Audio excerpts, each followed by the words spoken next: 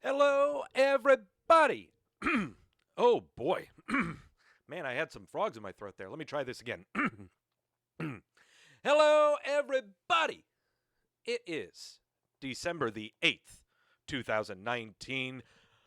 And this is Wrestleview Weekly. Hello, everyone. I am Doug Lackey, veteran columnist of Wrestleview.com and the co-host of Wrestleview Live, alongside he likes this word, the effervescent Michael Tedesco, where we cover all of the major WWE pay-per-views live after they occur, which will be the case coming up in 1 week. Next week. It will be for the Tables, Ladders, and Chairs pay-per-view, so whoo!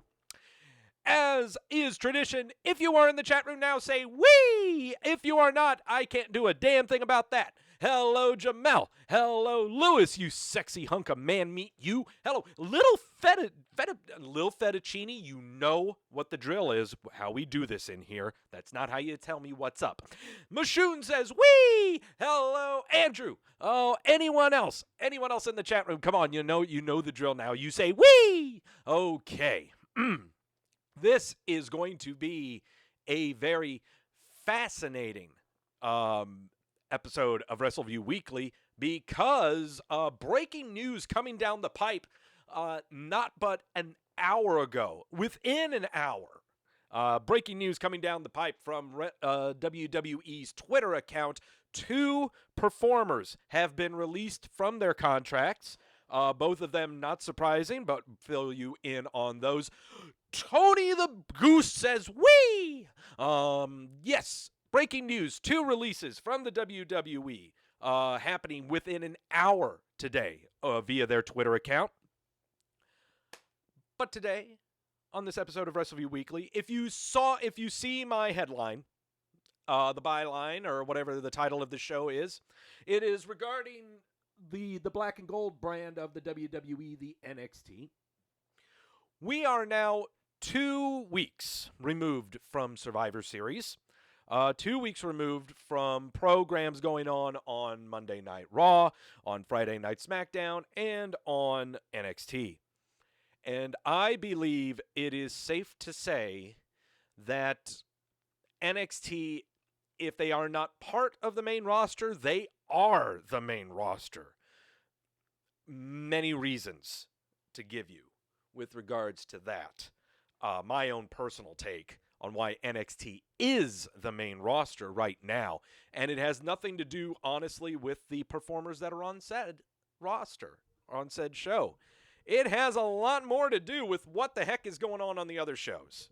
So, yes, Jamel, yes, Lil Foochini, 2 performers have been released from the WWE via their Twitter account, and it happened not but an hour ago. So, I'll be bringing that to you here in a little bit. Andrew saying, well, Tomato Chomper said he doesn't want to go to the other brands. Well, you know what?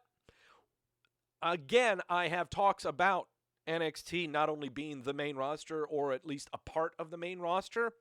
There are other things we need to kind of face facts about when it comes to what the main roster is with the WWE. But because of this epiphany that the NXT is not only the main roster, but part of the main roster, lots of changes are happening to the WWE Milk Carton. That is right. The WWE Milk Carton is expanding. I am now incorporating this show, NXT, into the WWE Milk Carton. And I think that's pretty much, I think it makes sense. I mean, the show has debuted on the USA Network back in the middle of September. We are now well over 2 months. I think we're now 10 weeks into its debut on the USA Network. And it is safe to say that it is more compelling than their other 2 programs. We will go over why that is. And I don't think I'm going to get a lot of complaints or debate about why this show is so much better than Raw or SmackDown. Okay, first off, the sources. So, First off, I understand when it comes to my failed locked predictions from Survivor Series, I still owe one failed locked prediction, taking one shot of the Luna Azul Blanco tequila. I owe one shot of this. However, I think it is apropos, I think it's safe to say I will not take that shot today. Instead, I'm going to save it for next week when I make really horrible predictions for the Tables, Ladders, and Chairs pay-per-view. That's one reason why I'm not going to take a shot of tequila. But second reason is I have got some magnificent sources today. So first off, over at my grocery store that's right next door, they serve growlers, okay, 32-ounce and 64-ounce growlers, but they also serve 32-ounce crowlers. There's a 32-ounce can. That's just for $1 more than to fill up a 32-ounce growler. They fill this up with 32 ounces of any great beer that they would have on tap. Fill it up here.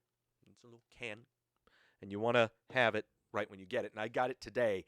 And so today, the sources comes from Lagunitas Brewery over in California. And and I'm bringing it up right here because sometimes I forget what the heck they brewed in here. Poured in here. This is from the Chalice of Truth.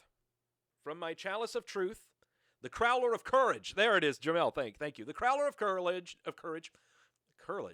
Crowler of Courage inside my Chalice of Truth is Lagunitas's Welletized Coffee Stout. This is an imperial stout. Everyone in the chat room, guess what the ABV is? Go ahead and guess. Oh, God, that's so good. Guess. Guess. I will tell you right now, it is probably the highest ABV brew I have ever had on this show. So it'll be a very great source. A little fettuccine saying 19. No, that's illegal. No, it's lower than 19. No, it's not that high. I have had 10s, but this is higher than a 10. Oh man. I'll tell you right now, I had 10 ounces of this while I was grocery shopping today, and that's why we walked away with a $180 grocery bill. Not just from the beer. Andrew saying a 12, okay. Jamel saying 12, okay. I'll give you guys right there. This is a 12.7 ABV. It is so delicious. So I think it's safe to say that I should not do a shot of tequila and chase with this for today's show. Okay, I'm just, for my own safety, for my own sake, and for WrestleView's own reputation for having their resident drunk asshole to talk about wrestling, I don't want to go over the boat. So, is that really a term? Is that really a term? No. Andrew saying, so rounding up, it's pretty much a 13. Yeah, I guess it's a 13, but 12.7 ABV. Willetized coffee stout, an imperial stout. God, it's so good. Looking at Lagunitas's page here about the Willetized coffee stout, their description. From our friend, the Kentucky distiller J.D. Willett himself, a man of few words, he says, quote, "We have one type of barrel, wood, and we put two things in them, rye and bourbon. We scored some of J.D.'s scrutable casks and put one thing in them, beer. The taste tells. It's good to have friends. Let us know what you think." This is a coffee stout aged in rye oak barrel. Yeah. So this is going to be some good stuff. Okay. So, great sources. Really fascinating show today with the breaking news. We'll get to it. I swear to you we will. But I led the show off again with NXT is the main roster. Why is it the main roster? Well, it's because of the programs and the show itself in comparison to Raw and SmackDown. So you know what? What did NXT give us last week?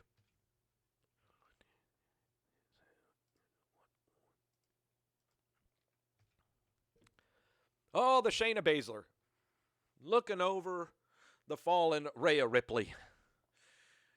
I'm sure she's yelling some sweet nothings into her ear holes. All right, now, Andrew saying, I'm also checking out bowl game news, going to be checking back and forth while listening. Okie dokie, Bob. Oh, speaking of bowl games, my alma mater, UNC Charlotte, the 49ers, going to their first bowl game ever. The football program's only been in for 7 years. This is their first bowl game, and they're going to the Bahamas. They're going to the Bahama Bowl to face the University of Buffalo. That sounds great, you know. Also for University of Buffalo, you know, to go to the Bahamas for wintertime. That sounds awesome. Anyway, back to the NXT. Mauro Ranallo is in the show. You gonna go? No, I can't afford that, Jamel. I wish I could. Mauro is back to announce the show to drown out Beth Phoenix and Nigel McGuinness. Please don't tell him that I said that, or else he's going to deactivate other social media accounts and run away for a week. Just had to say that. Lewis says, wee! Killian Dane versus Pete Dunne. This is interesting. Why, thank you, Mashoon. Killian Dane versus Pete Dunne. Okay, so the reason that we're having this is because per kayfabe, Damian Priest has injured ribs from Survivor Series, and so he cannot face Killian Dane tonight. So Killian Dane puts out an open challenge, and out comes Pete Dunne. They go ahead and have a match. They are doing things like Killian Dane going, we. What is it? JBL usually, we. JBL usually says the flight path of the flight path of a Boeing 747.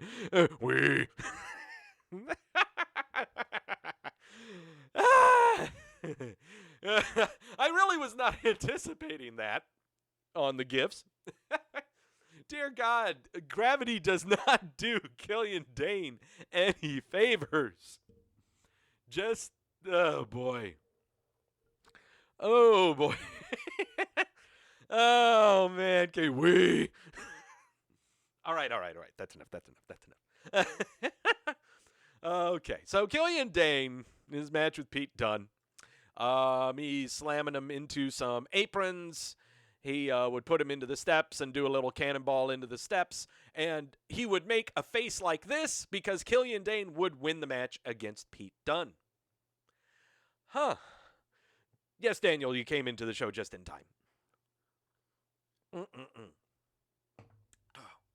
So, yeah, I would make a face like that, too, if I was going, wee. Okay, that's enough, Doug. You're being too demonstrative. Kathy Kelly's backstage talking to women. NXT TakeOver, February the 16th, will be coming to Portland, Oregon. So what they're doing is we have the When Worlds Collide for NXT TakeOver Royal Rumble. And then we have this NXT TakeOver coming up February the 16th to go in between once we get to WrestleMania times. Lewis James asking, am I going to talk about AEW this week? No, I'm not talking about AEW much.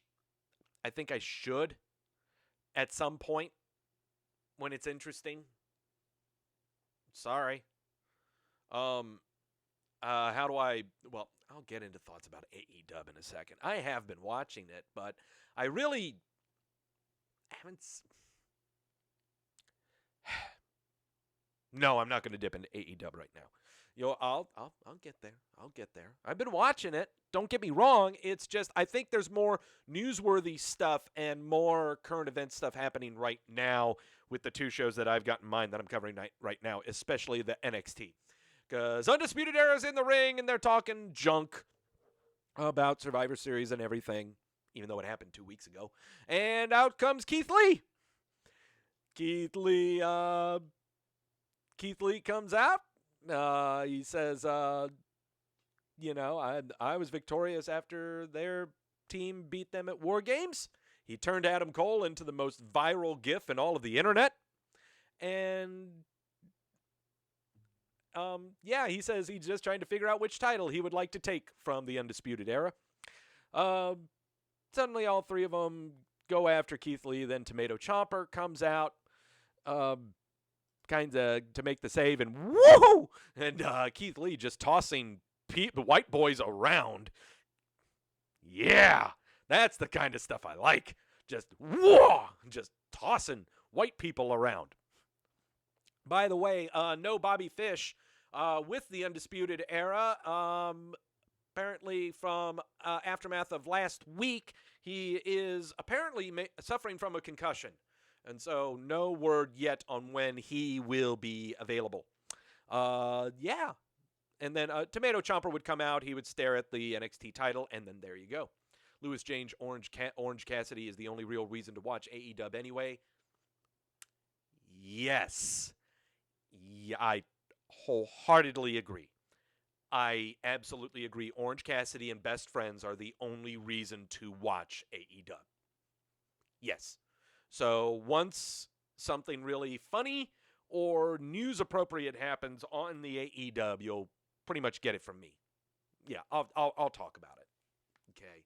Maybe once they start beating them and beating NXT in ratings another 6 weeks straight, then I'll go ahead and acknowledge them.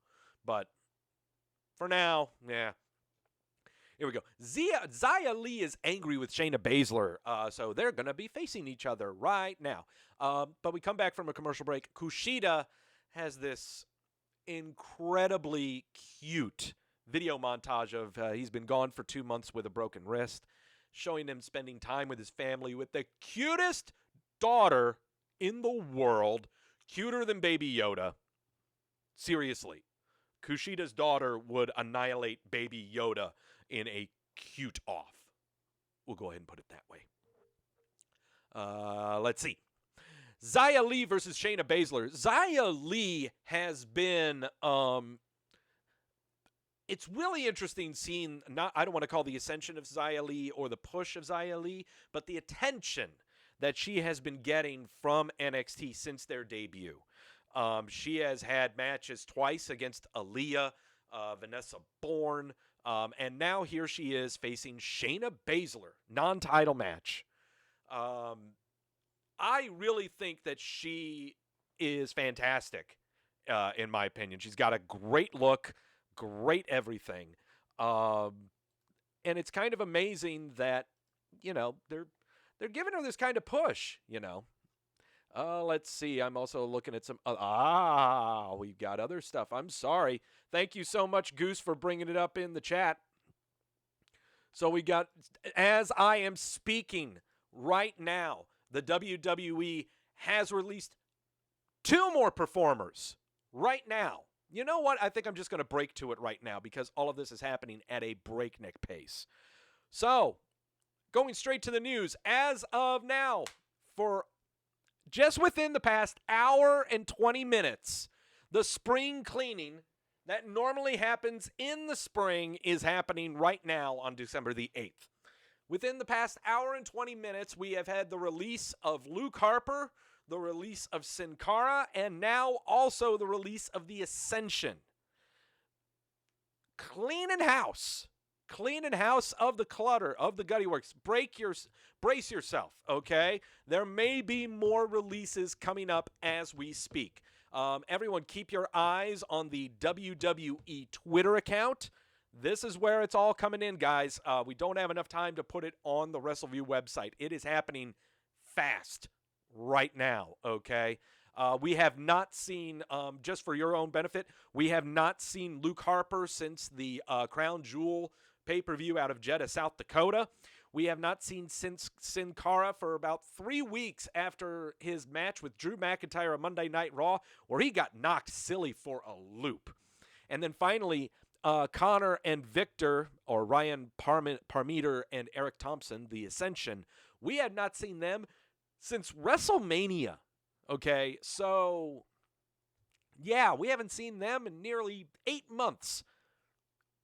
Brace yourselves, people. More releases could be coming. I'm not going to name names. I'm just going to wait for the WWE to do it for themselves, okay?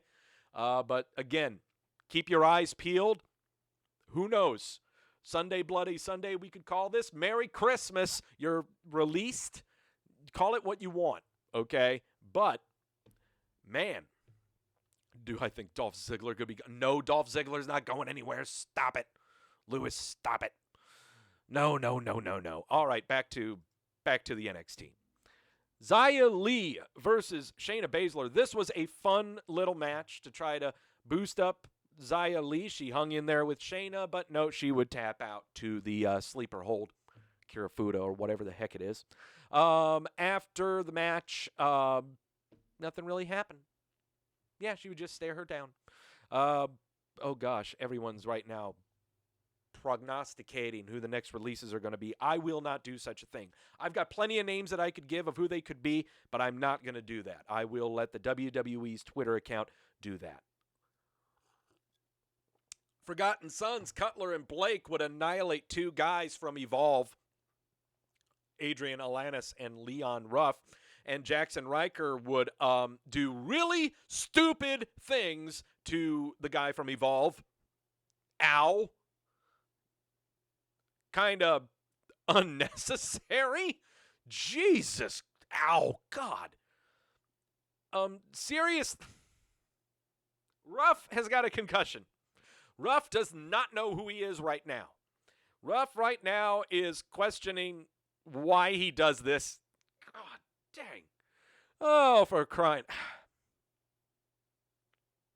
Essentially, Jackson Riker is the WWE and Leon Ruff is the Ascension. And Luke Harper. Oh, God, that's not a we. That's not a we, Lewis. That's more of a we. Oh! Go wee! Boom! God. Ow. Jesus Christ. Okay, that's enough of that. No. That's enough of that. Woo. All right. Dakota Kai versus Rhea Ripley. Rhea Ripley comes out while Kai is in the ring, and she says, you know what? That was really cute when you did Survivor Series, but you know what? You're going to get yours. Out comes Mia Yim to put the boots to Dakota Kai, beating the crap out of her, chasing her out of the ring.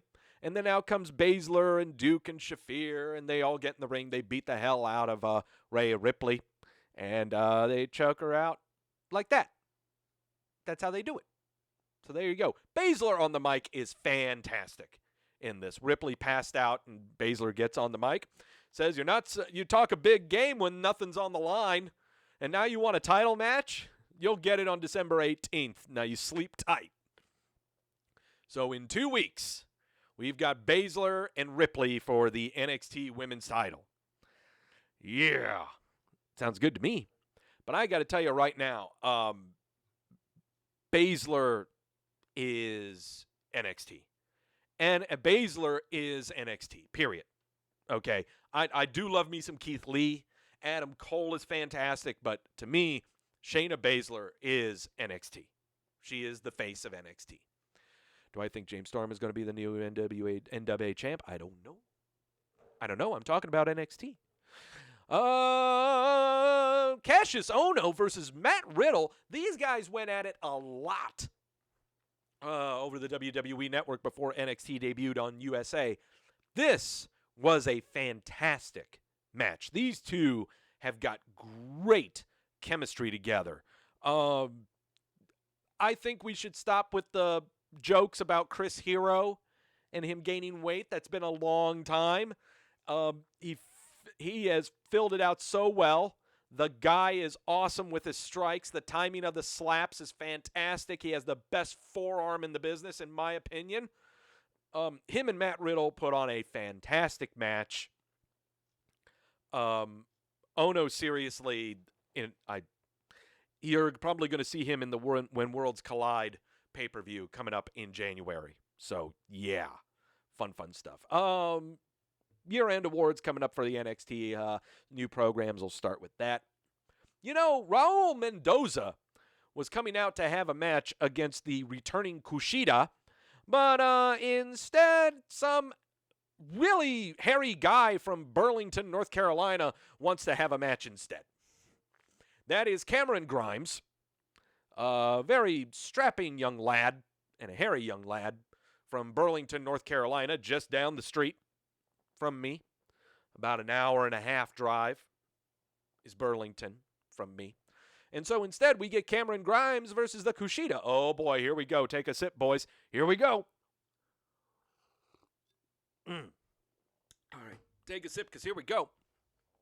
This was a very fun match. Kushida, I don't know what it is. He's fantastic right now in the WWE system. I think he's easier to digest, I think, than he was when he was in New Japan.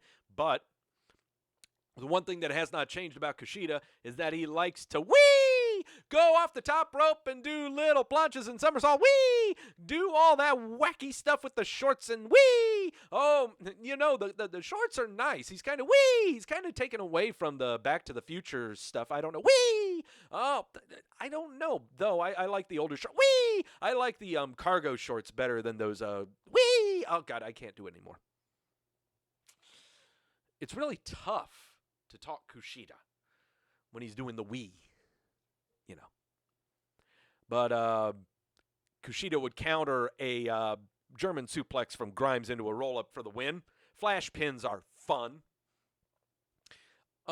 Finally, main event of the NXT is Undisputed Era of Kyle O'Reilly, one half of the NXT Tag Team Champs, Roderick Strong, the North American Champ, and Adam Cole, the NXT Champ, going against Keith Lee, Dominik Dijakovic, or Double D as we call him, and Tomato Ciampa. 6-man tags in the NXT are way different than 6-man tags of the Raw or SmackDown persuasion. They are way more frenetic. They are way more fast-paced. You cannot take your eyes off of it. You will miss something.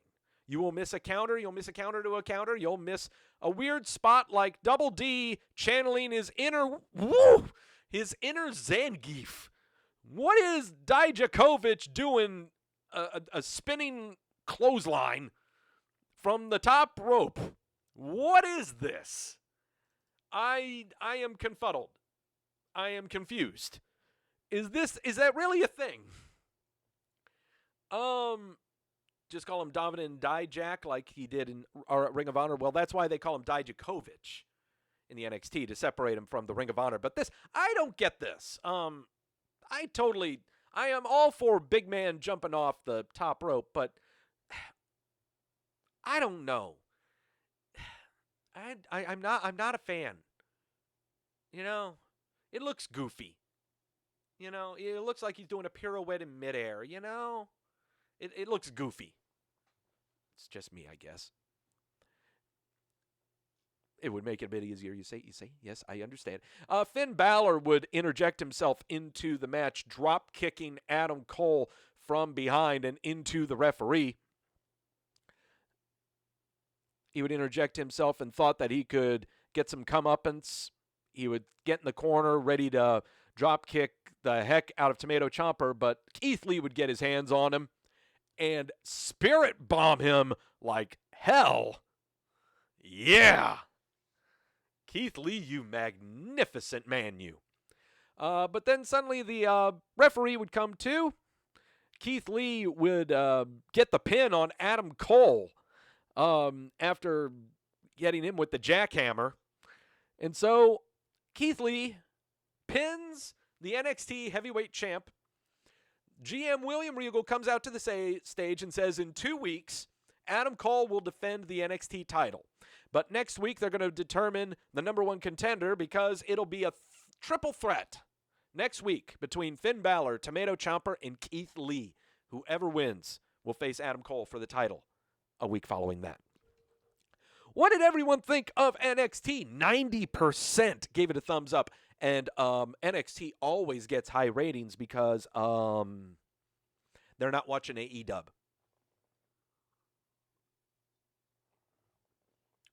Oh, man. Lewis, you're crossing the line. I hope Daniel Bryan come to NXT so we can see him and Finn. No, sorry. I know that's something that you would like, but you can't fantasy book that. I know that's something neat, but no. Mashun said, big men deserve a wee. I've already done big men wees. That was done with Killian Dane. Andrew says, everyone watches NXT. No, that's true. Everyone watches NXT. All right, so if you understand the programs that are going on in NXT right now, this sounds weird to say in professional wrestling, but they sound logical. People hating each other because people turned on each other, because people have belts and other people want to get the belts, or people calling other people a dum-dum and they don't want to be called a dum-dum. So they go after the people that are calling them a dum-dum. Pure, and they just go out and they just beat each other up. That's all they do. They fight. Let out their aggressions. Show that they do not agree with each other via choreographed violence. That's what professional wrestling is, right? That is, unless you are on Monday Night Raw or the other show, Friday Night SmackDown, where we settle our conflicts and differences of others and show our opinions of each other by ways other than beating the crap out of each other.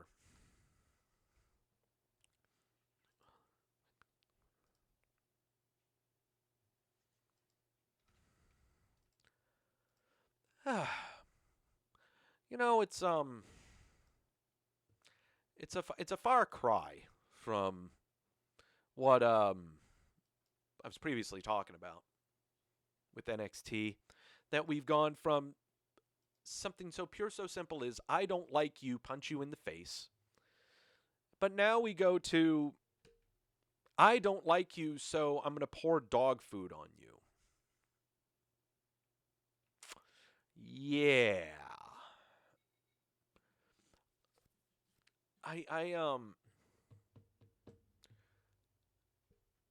I'm right now making the case for why NXT is the main roster with this show right now.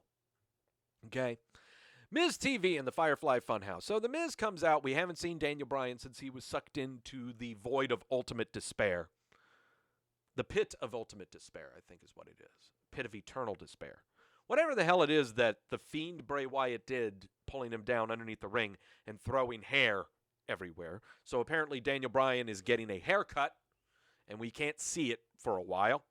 So the Miz was supposed to have Daniel Bryan on the show, but then he is interrupted by Bray Wyatt. Bray Wyatt says, since Daniel Bryan can't come out to play, maybe you'll want to play with me at TLC. Miz is like, I don't know about that. And then instead, Bray Wyatt invokes the Miz's family and stuff into his speech that angers the Miz. He leaves, seen backstage calling his wife Maurice on the phone, we think, telling her to lock the doors, turn on the security cameras, board up the kids, hide the liquor, hide the puppets. So, yeah. So, that's what happened there. Mandy Rose with Sonya Deville versus Alexa Bliss with Nikki Cross. Alexa Bliss making her in-ring return, coming from just having some time off and getting her shoulder looked at. No, she's back. She's healthy, good to go. Her and Nikki Cross together are just great to watch, I think. Yeah. Alexa Bliss would get the win over Mandy Rose in a very not so good looking botcherific twist, a DDT, and then followed by the Twisted Bliss. Mandy Rose, though she is great to look at, is getting botcherific by the minute. Oh boy. Dana Brooke is backstage at catering, which is just a table with coffee and cookies. And Drake Maverick walks up to her, says that Dana Brooke mentioned she was going on a date with Batista, says that she is excited about it, as Maverick says that he feels rejected because he had something last week. I don't understand what's going on here between Dana Brooke, Elias, and Drake Maverick. But apparently it has something to do with Elias making fun of Drake being short. I don't know why Drake is getting into this because he's married. We knew that he was married because 24/7 title. And I don't know why all of this involves. I don't understand what's going on here. And this would all lead to us after the commercial break, Drake Maverick being in the ring and telling the fans that making a joke of his marriage is not funny, but they all laugh at him anyway. I don't get it. And then Elias comes out and Dana Brooke, and they beat him up. Elias bends him over his knee and spanks him. And then Dana Brooke throws him back in to get the drift away. It's horrible. I've got to move on. The Miz is walking around backstage. He sees red light emitting from a door in another room. He walks in and he sees a photoshopped picture of his family, but in place of him with Maurice and his 2 children, it is Bray Wyatt, not The Fiend, but Bray Wyatt. Bray would then say cheese and club The Miz from behind and hit Sister Abigail on him. And he would laugh and place the picture on top of him. This is the first time that we have seen Bray Wyatt, sans the Fiend getup, be physical. That is why I'm having this show on the recapping for this week, because this is the first time we've seen Bray Wyatt, sans the Fiend, be physical. Later on tonight, it would be announced that Bray Wyatt, sans the Fiend, will face The Miz. I don't believe it is for the Universal title.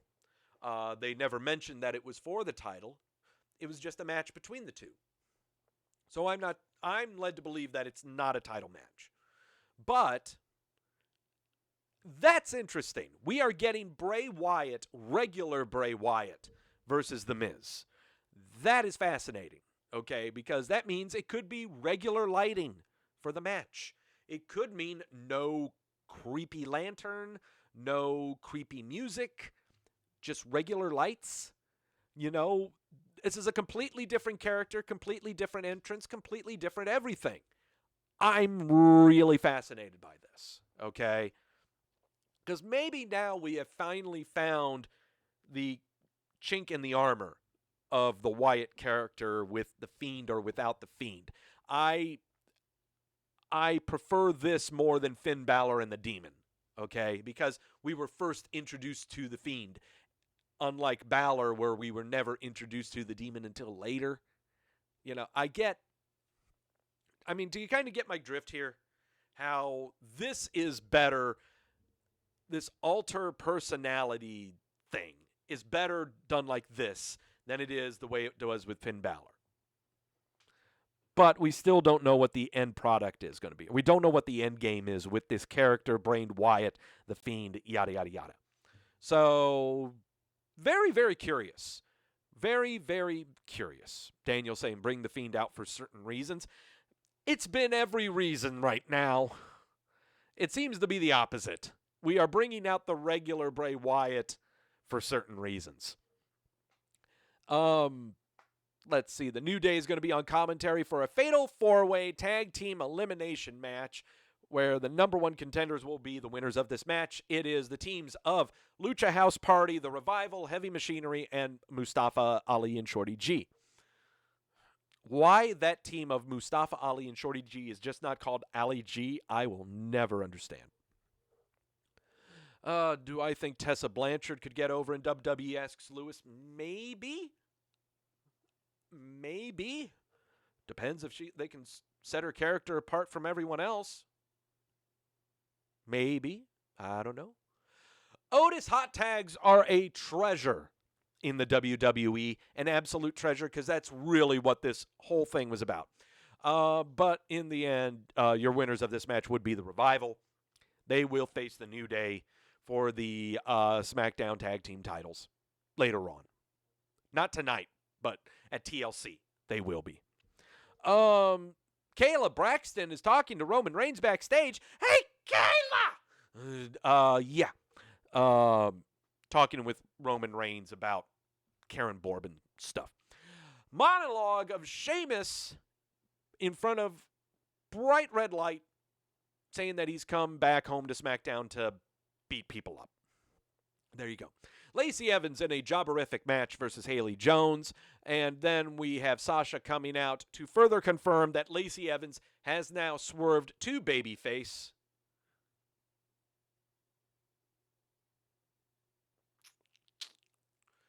And Lacey Evans invokes that she was a United States Marine. Now, first off, the show, SmackDown Friday night, was taped in Fayetteville, North Carolina, where Fort Bragg is. So This is totally the arena to do that. Okay, to say Lacey Evans, is a United States Marine and try to make her babyface.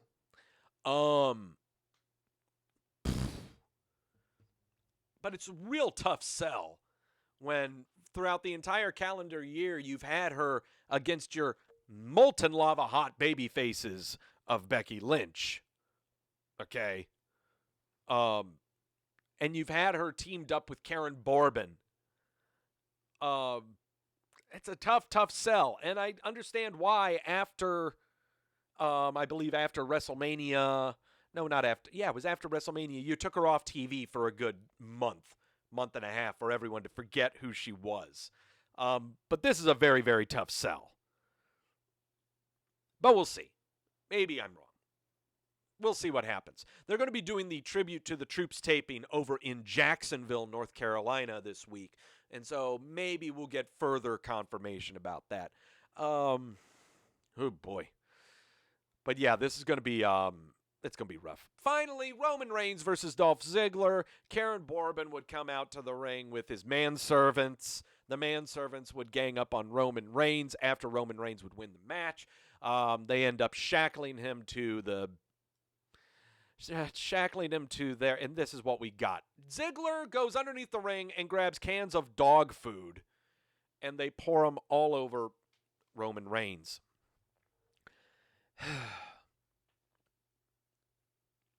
So you see, the way that we solve conflict in SmackDown is not just not beating the crap out of you. Instead, we pour dog food on you. If you're in NXT, don't bring dog food. You will not get your point across. You just beat the crap out of people. Is there a terrible football team in Jacksonville, North Carolina, like the one in Florida? No, there's no football nothing in Jacksonville. Jacksonville, North Carolina is just a military town. There's nothing there. There's nothing there. I don't even know what the arena is that's there. It's not really worth going to tell you the truth. It's not worth the drive either. There are better places on the coast you can go to in North Carolina than Jacksonville. But that was SmackDown. Aside from the notion of, again, Bray Wyatt without The Fiend having a match and being physical is newsworthy. But this further confirms why I believe NXT is the main roster. We'll have more to talk about when it comes to that. All right, back to one of the big major things. If you're just tuning in, you might have missed it. Well, yeah, you did miss it if you're just tuning in. Breaking news!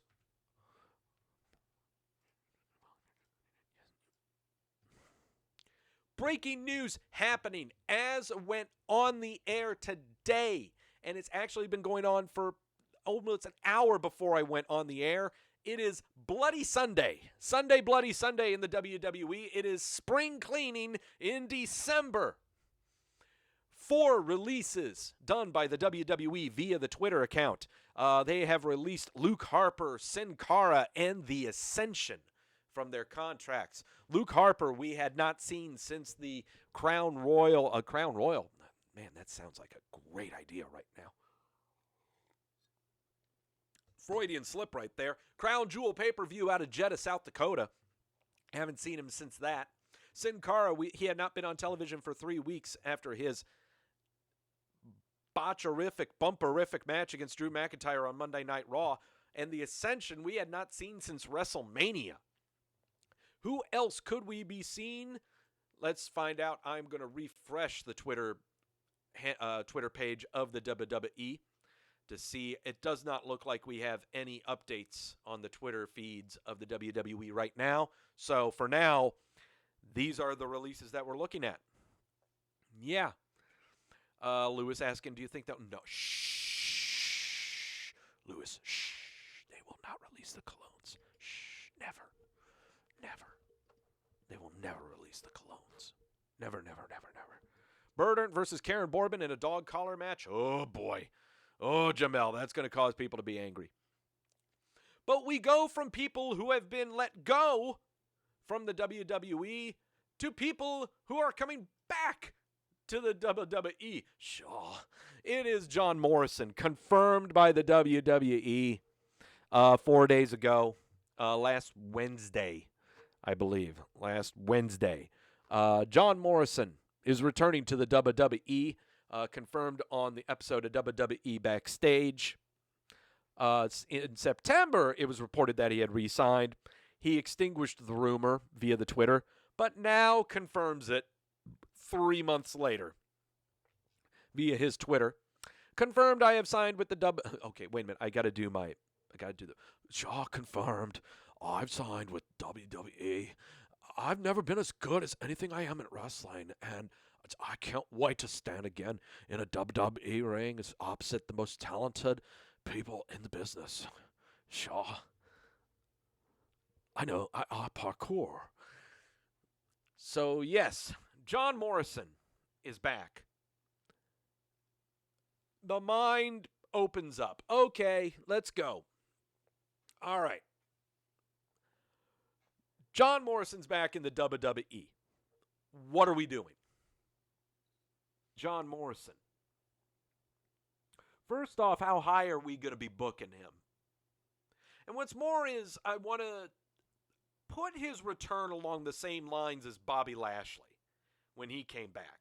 You've got to reintroduce the character. No one knows who John Morrison is right now unless you have lived on the internet or you've been watching the WWE for over 10 years. Okay?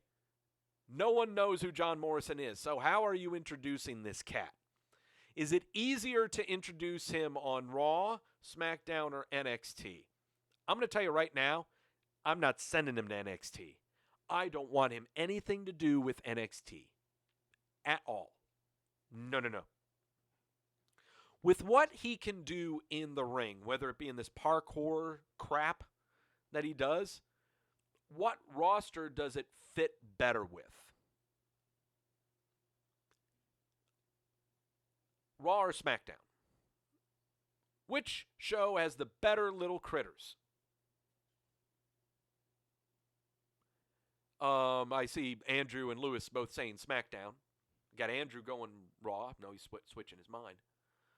Jamel saying SmackDown and insert him in the Intercontinental title picture or maybe team back up with The Miz. That's the only reason I see him going to SmackDown is maybe teaming up with The Miz again. Maybe. But I'm looking at his singles runs is what I'm looking at. Rey Mysterio, Ricochet, Singh Brothers. Who else we got over there on Raw that John Morrison can go against? The number one on my mind right now is Ricochet and Rey Mysterio. I want to say matches that pair up well with what he does in the ring. Okay? That's what I'm looking at. Him and maybe Drew McIntyre may be able to have a decent match. I don't know. Him and Kevin Owens? I don't know if he's going to be a face or a heel. That's the other thing. How are we introducing this guy? I don't know.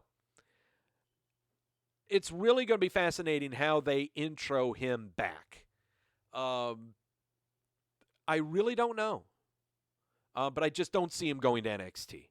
John Morrison should not be in NXT, period. NXT's got their own thing going on right now. No. I really think he would just get lost in the void in NXT. NXT is doing some great pushing and great building right now. They don't need him. They don't need him at all. And apart from those coming back to the WWE, others are staying in the WWE even though people thought they were asking for their release. Oney Lorcan has just signed a new multi-year contract with the WWE, reported today. According to his Twitter feed, from 2 days ago.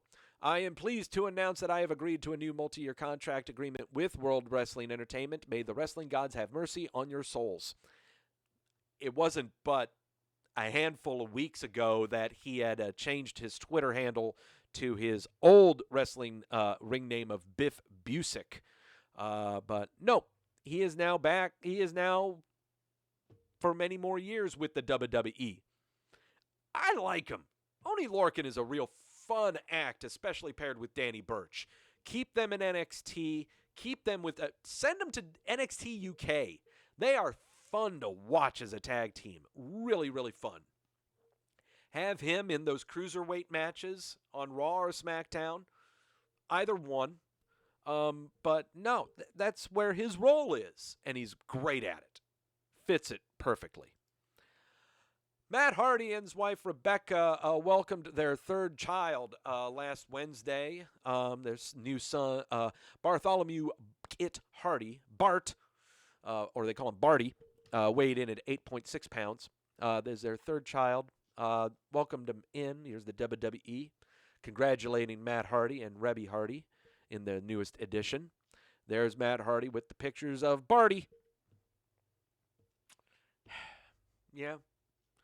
Yep. This is why Matt's been gone. Yep. You know, if we could only say the same about good reasons about why his brother Jeff hasn't been on TV.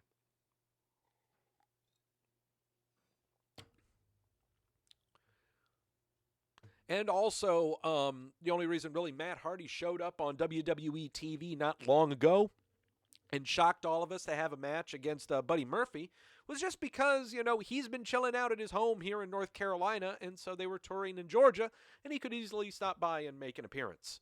So it's not like he had been touring with them the whole time. Matt Hardy's been at home prepping the home for their new child. So congratulations to Matt Hardy and his family. Becoming more wondrous and wonderful. Charlotte Flair and Andrade have reportedly applied to trademark some non-WWE in-ring names. These are being Ashley Flair and the Queen of Wrestling. Andrade has trademarked La Sombra and El Idolo. Now, El Idolo is in his theme song. La Sombra, I'm not sure. But Ashley Flair and the Queen of Wrestling. Well, Ashley's for first name. Her name's Ashley Flair. And the Queen of Wrestling. Well, of course, yeah. Sure. There's no shock here. But they are just basically beating the WWE to the punch, is what they're doing. They are not preparing to be released. It's not happening. No. They are just making good plans for their future. We'll go ahead and put it that way. Mauro Ranallo came back to NXT announcing amidst reports that he was crying at home furiously. Corey, yeah. I'm just putting it at that. According to a report by Pro Wrestling Sheet and confirmed by other sources, Ranallo will return. He did. Okay.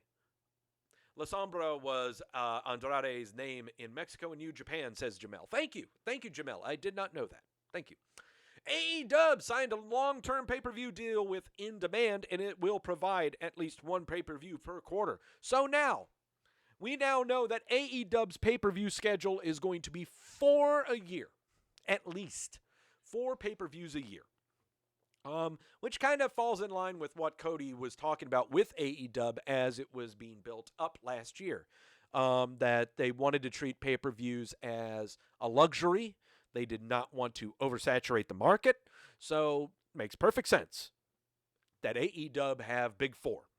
And AEW's Big Four sounds like it's going to be Full Gear. They're All In, 1, and 2 others. So, it's sound business making, sounds to me. The only problem is it being pay-per-view, so does anyone really buy pay-per-views anymore? Does anyone still buy $40, $50, $60 pay-per-views anymore? I don't know. Jamel saying WWE could reduce their slate to 8. Let's not talk about how the WWE needs to reduce stuff right now. That is a long discussion right there. Krista Joseph left Major League Wrestling, and he's hired by the WWE to be part of the creative team. You don't know what a Krista Joseph is? This is what a Krista Joseph is. Many of you may recall him as Big Dick Johnson from 2004 to 2010 on Raw and SmackDown.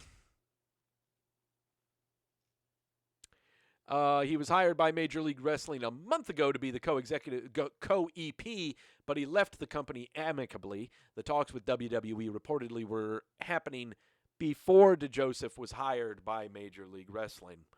It's expected to be, he'll be returning to the creative team as soon as the end of the month.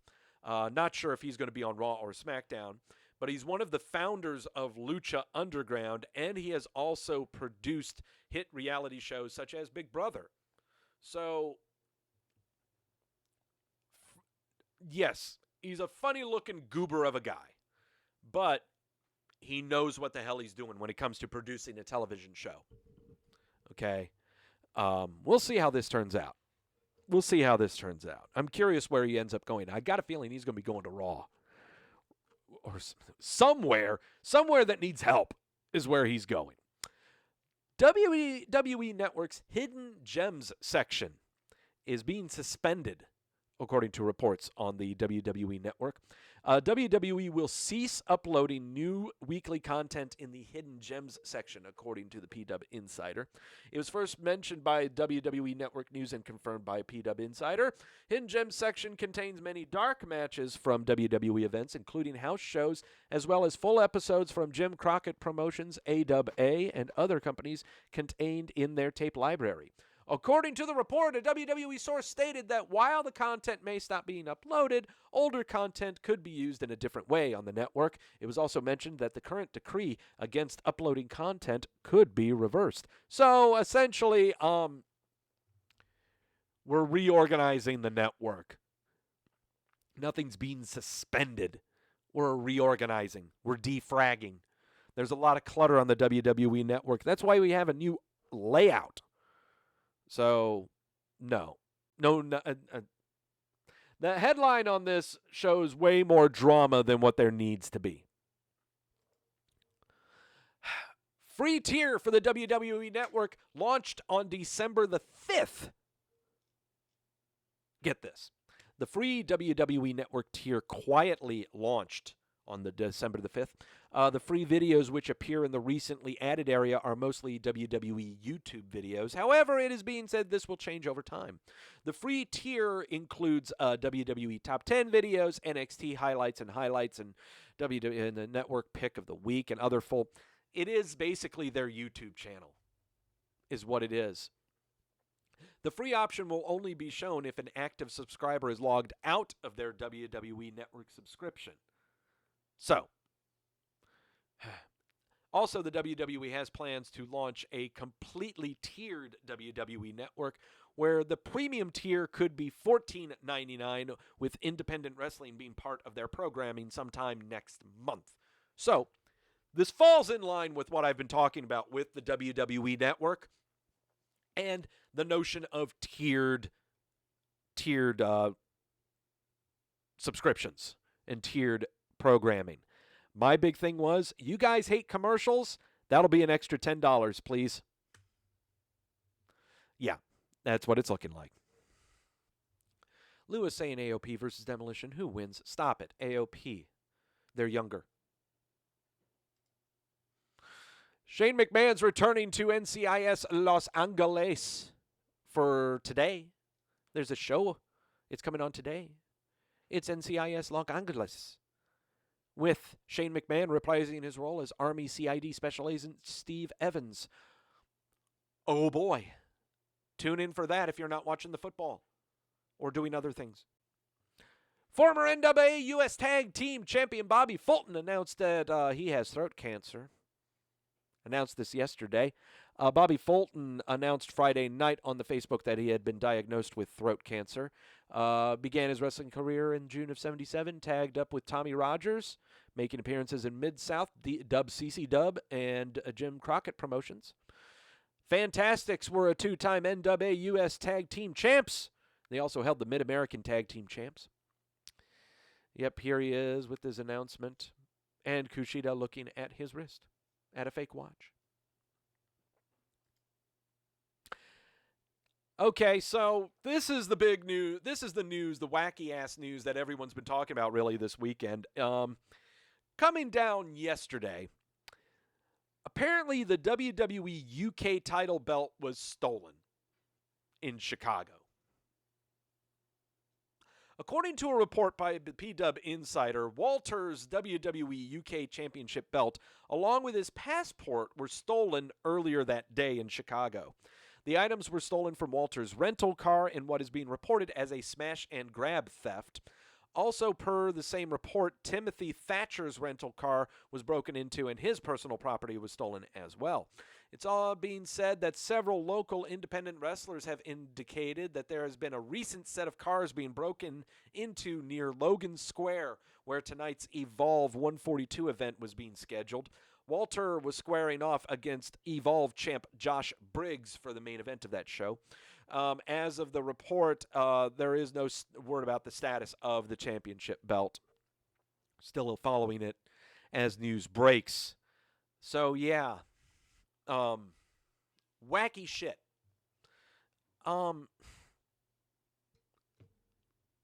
It's kind of, that sucks, you know. At least his belt wasn't stolen out of a Longhorn Steakhouse or something, you know. At least they aren't making it into a work. You know? At least they aren't trying to work people into a frenzy and all for the sake of grabbing attention, fearing that their careers are nothing. No, I mean, Walter has a bright future, regardless if he has a title or not, and it's just a shame that his title was stolen from his car. But some organizations try to turn that into a different thing, try to make attention to something for the sake of just getting attention, you know, crying wolf, maybe. A lot of people tend to cry wolf a lot to try to bring attention to themselves.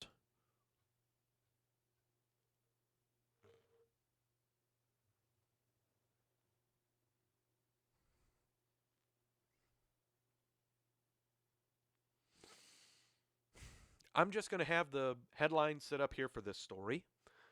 Yeah, you see the picture of the guy. And that's all I'm going to say. I'm not going to say him. I'm not going to mention his name and say who he is, because that's what he wants. Pay him no mind. He wants attention so bad. He tries so hard. Here is his tweet, if you want to take a look at it.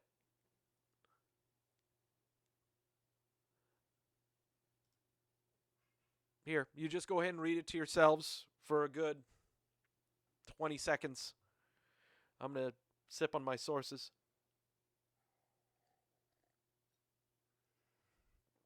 Do a little refill as well. Damn, this is good. This is good stuff. Ooh. Trying to savor this. I don't want to take this down. So, all right. So it's confirmed.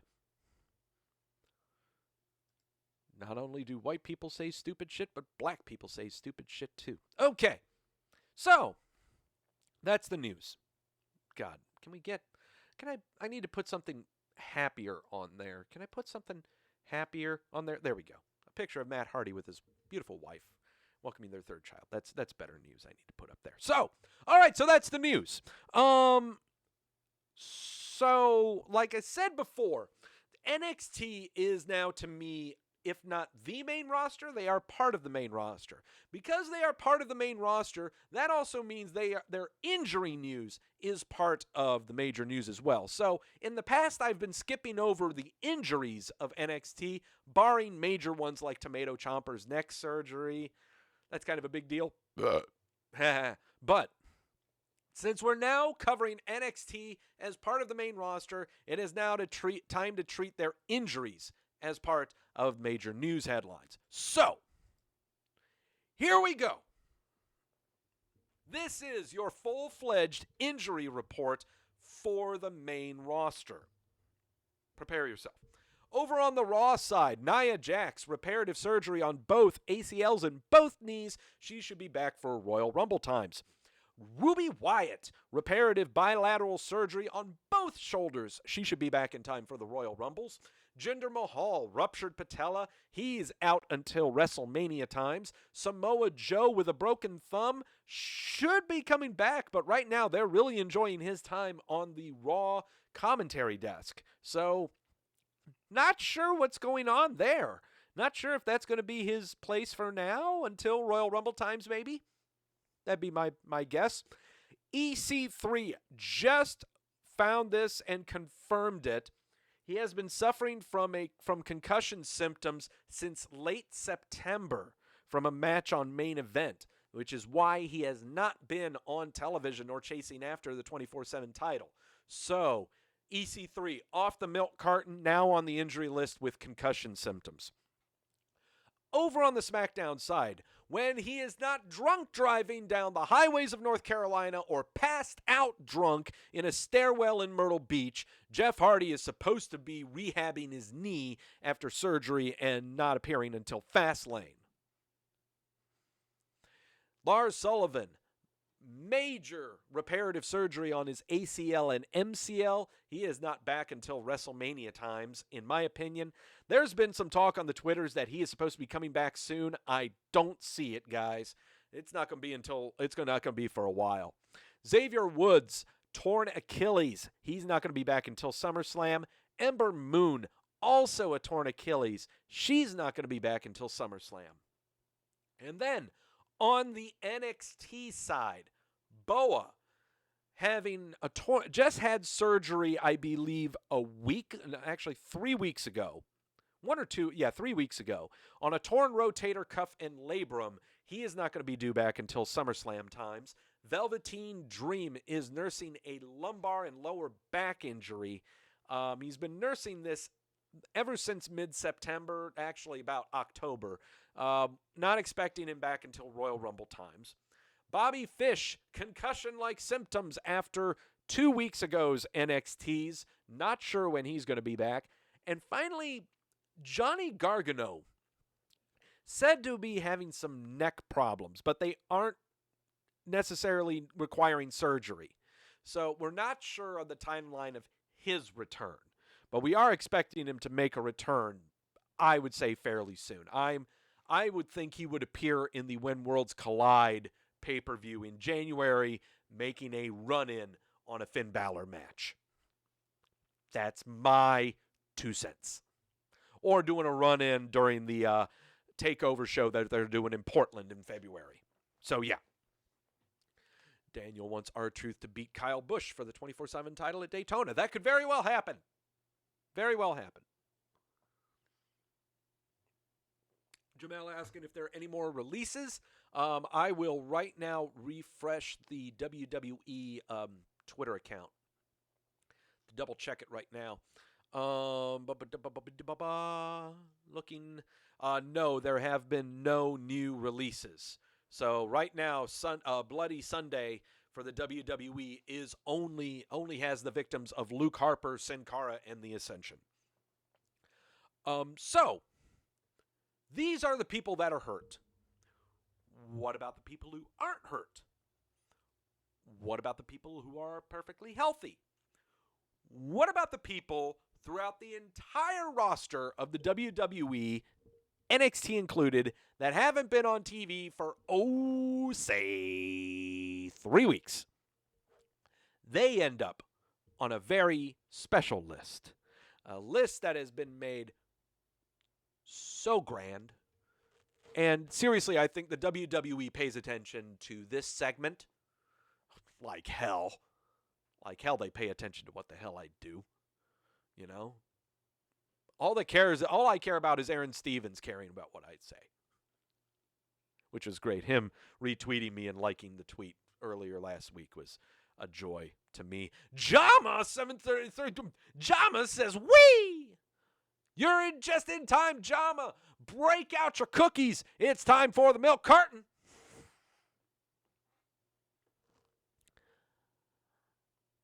Oh, my back hurts so much. I only used to be 7 people strong. Now I'm nearly 14. I smell like Cheetos. Where am I? Where the hell am I? I'm right here. Okay. Now that we are incorporating NXT into the WWE Milk Carton, things are going to get interesting from now on, okay? Because now we got to pay attention to what the hell's going on that other show. Don't we always have to? The B Team. Bo Dallas, Curtis Axel, we have not seen them since the November 15th episode of SmackDown when they were assisting Drew Gulak and making fun of Braun Strowman because he was having a match against Tyson Fury. No, it was something about Survivor Series or something. Like he was the weak link or something. So yeah, that's what's going on with the B Team. That was the last thing that they did. Aaliyah. Have not seen her since the November 13th episode of NXT in her match against Ziya Lee. Apparently, per kayfabe, she has a broken nose because Ziya Lee really kicked her really, really hard. The pictures are really bad. When I mean bad, they are not convincing. They are just bad pictures of her having a broken nose. No, that's not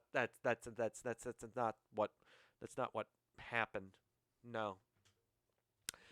Angel Garza. Have not seen him since his November 13th episode of NXT where he faced Lio Rush for the Cruiserweight title.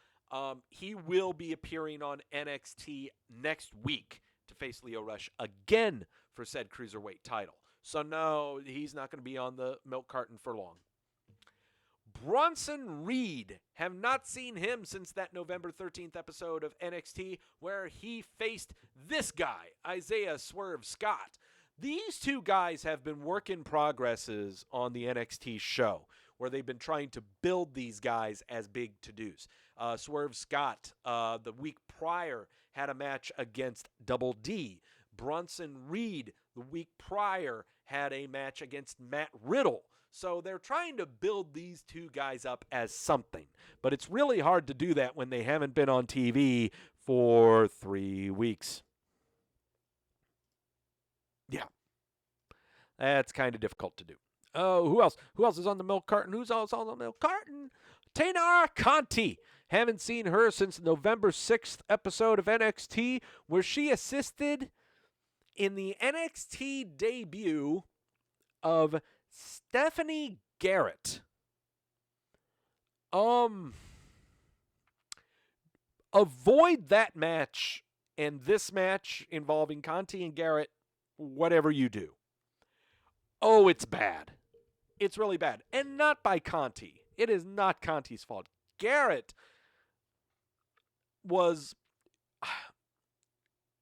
I think the best way to describe that match between Garrett and Conti is buffering. There was a lot of stuttering, a lot of stammering. It was about as fluid as cottage cheese. Okay? It's bad. I don't know if they're punishing Conti because of it. They shouldn't be. It's not her fault. It was bad. That was really bad.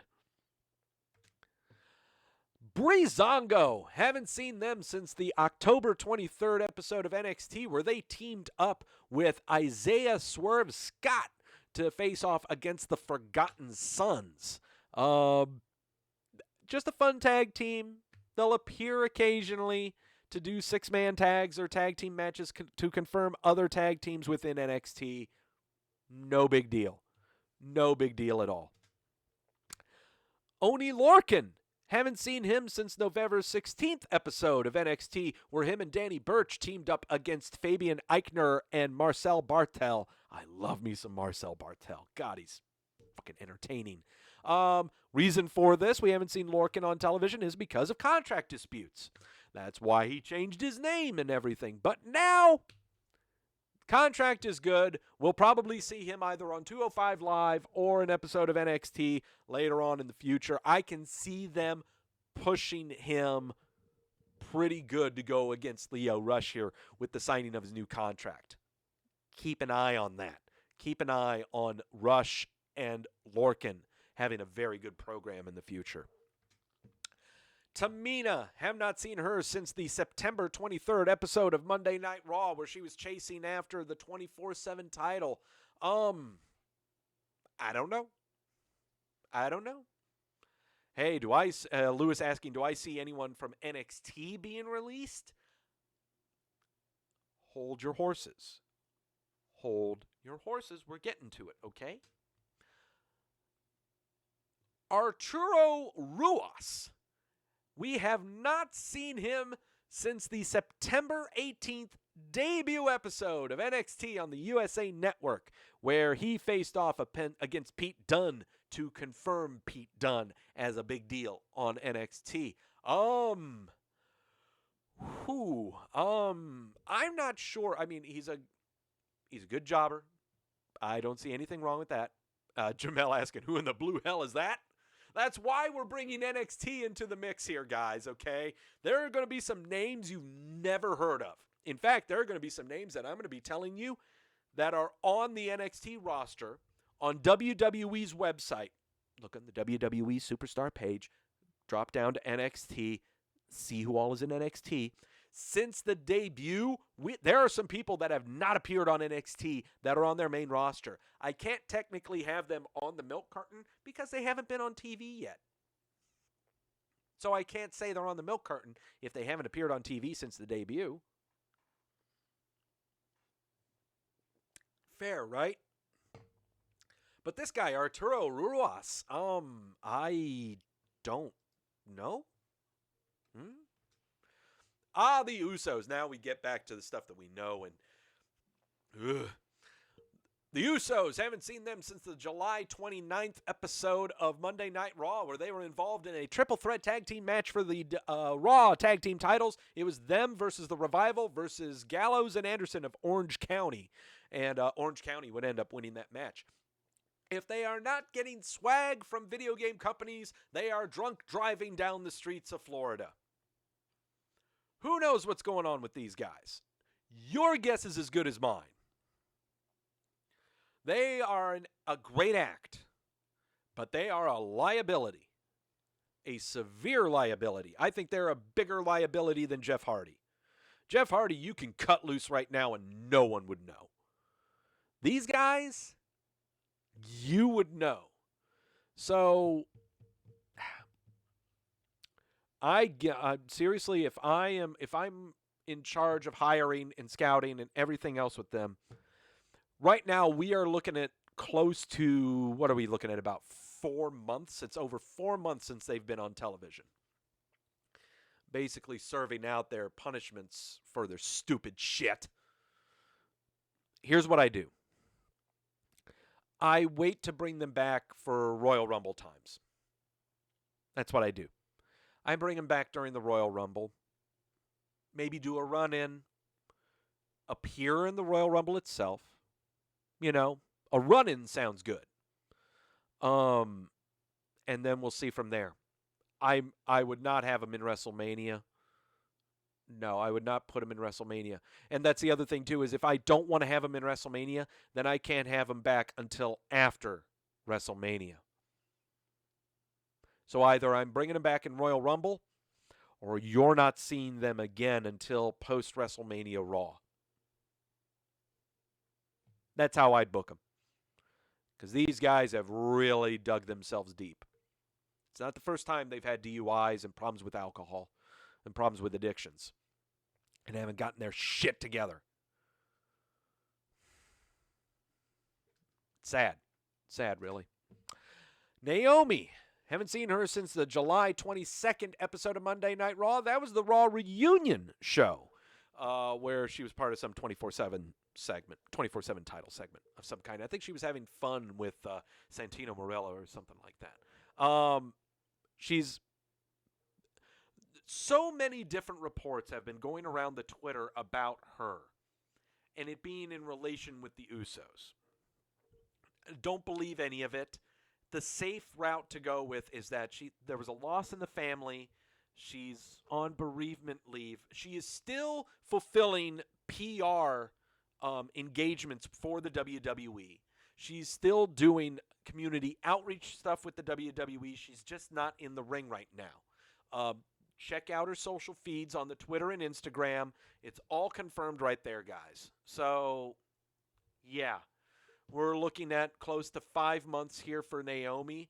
She is not at the level of retribution or doghouse-like status that the Usos are in, not like her husband is in, but we should not put those two, we shouldn't conflate those two, okay? Hers is her own thing. She's good with the WWE right now. Liv Morgan. July 16th episode of SmackDown where she faced Charlotte in a losing effort, then got on the mic and said that she needed to get real and chucked the mic to the ground. Bear in mind that that was the first time we had seen Liv Morgan since the previous March or April. Liv Morgan has only performed once and been on television once in the past 8 months. That's really, I wish I had that kind of work rate and get paid that much. She's not injured.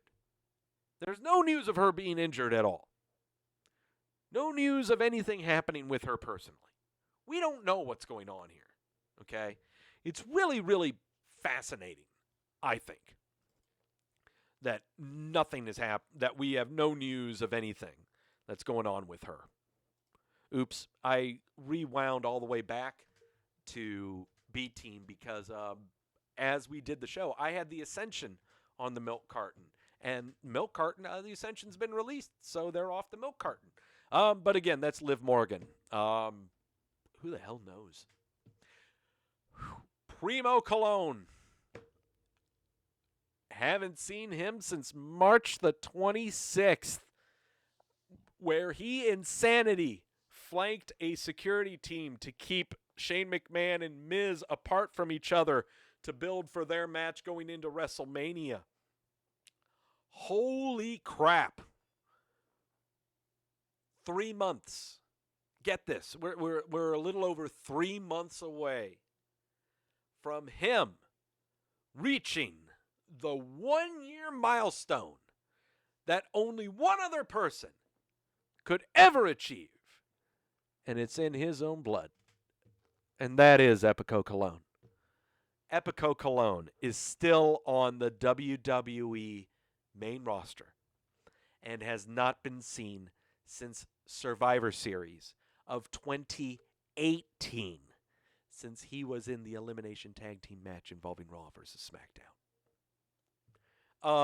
I'd like to thank Andrew for sending me the graphic via the Twitter on Epico Cologne being part of the Hall of Fame of the Milk Carton, but I don't know. I've got a feeling I will forever say his name at the end. I will forever say his name. Hayden Barker, late arrival. Whee! Sorry, dude. Sorry you're a late arrival, man. I don't apologize. That's not my fault. That's your fault. All right. That's the Milk Carton. Doug, why, throughout your Milk Carton, did you have all of these NXT people on the Milk Carton? It's because I believe the NXT is not only maybe a part of the main roster, it is the main roster. Of all of WWE's programming on television, it is the most well-written, most well-constructed, most well-booked of their WWE programs. If you're late like Hayden and didn't see the comparison between last week's NXT show and Friday Night SmackDown, then by God, get ready for an even better history lesson. No, I want that one. That's the one I want. And now I go to this screen. All right. Wow, wait a minute. That's not what I wanted. Why'd I go to that? That's what I want. There we go. All right. Time for a history lesson. Okay? NXT is, in my opinion, WWE's best show they've got going on right now, and it is not the Cheeto Muncher in me talking. Shifty says, wee! Is that cool air guitar Bugenhagen fella still in NXT? I don't know. I don't see him on the main roster. So, NXT debuted on the USA Network on September 18th of earlier this year. Close to 3 months it's been on the USA Network. And so I felt with it now being 9 or 10 weeks of them being on the USA Network, they are now viably a part of the main roster, which is why I've inserted them into the Milk Carton, so that now we closely monitor what's happening on the NXT roster and treat them as a part of the main roster. Why are we treating them a part of the main roster? Because, quite frankly, 2 reasons. Number 1, Survivor Series. The entire build of Survivor Series for 3 weeks going into it was all 3 brands incorporated into each other. It was accepting NXT into the fold of the main roster, is what it was. But also, number 2, and this is more of a personal aside, NXT is the main roster. It is the most well-written program, the most well-booked program, and it is the most well-programmed program. That's really redundant. That's incredibly redundant. Doug, you need more sources and better words. Let's start at the very beginning. It starts with Hell in a Cell. The Hell in a Cell pay-per-view occurred the Sunday after NXT's debut on the WWE Network. How do I know this? Oh, I vividly remember this. I was in California on vacation during this week. I missed it all. I missed the debut of NXT on the USA Network. I missed Hell in a Cell. I missed the debut of the Friday Night Smackdown on the Fox Network. So here we go. Jamel, you're heading out. See you later. You can catch the rest of the show on the on-demand. Whee! All right, so Hell in a Cell. Brace yourselves. Don't relapse too hard. Here we go. You had Sasha Banks going after Becky Lynch for the Raw Women's title. And this was all following Sasha Banks' magnificent return to the WWE. What are we doing with this now? What has happened to it now? Well, we'll talk about what Becky Lynch is doing right now, or what little she's doing right now. Sasha Banks, she's now second fiddle to Bayley. Do I really need to touch on this match? Do I really need to talk about Seth Rollins defending the Universal title versus The Fiend Bray Wyatt inside Hell in a Cell? Do I really need to touch on this? Wow. This is where we realized that The Fiend was just the boogeyman without worms and had 400% more puppets. This confirmed how horrible the WWE was going to be showing Bray Wyatt the Fiend. Oh boy. But the big one that I want to talk about when it comes to Hell in a Cell and that pay-per-view is this match. Jens Jacob, whee! Roman Reigns teaming with Daniel Bryan to face Eric Rowan and Luke Harper. Bear in mind, this third match that I'm telling you are the only 3 matches we were told were going to be on the card for Hell in a Cell. No other matches were announced. But we have this tag team match. Why did this tag team match occur? This all spawned around Eric Rowan's failed murder attempt on Roman Reigns via many accidents and stuff. And Daniel Bryan was a friend of Eric Rowan, and Luke Harper dyed his beard red and shaved his head, and he was a clone, but they never confirmed that clone, and so they just kind of helped us forget about it.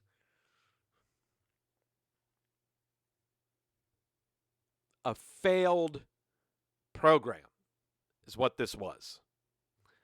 I don't know what they were trying to do with this program. Was it all to try to get Daniel Bryan swerved to face at the behest of Eric Rowan, who was introduced back into the main roster as a friend of Daniel Bryan's, who was a heel?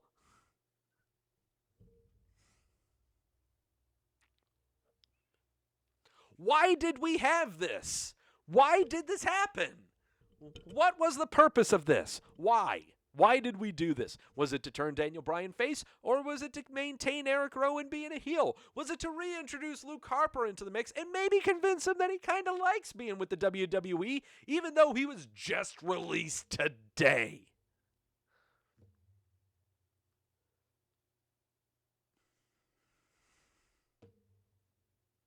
Your guess is as good as mine. All right, next up. Let's head on over to Jeddah, South Dakota for Crown Jewel.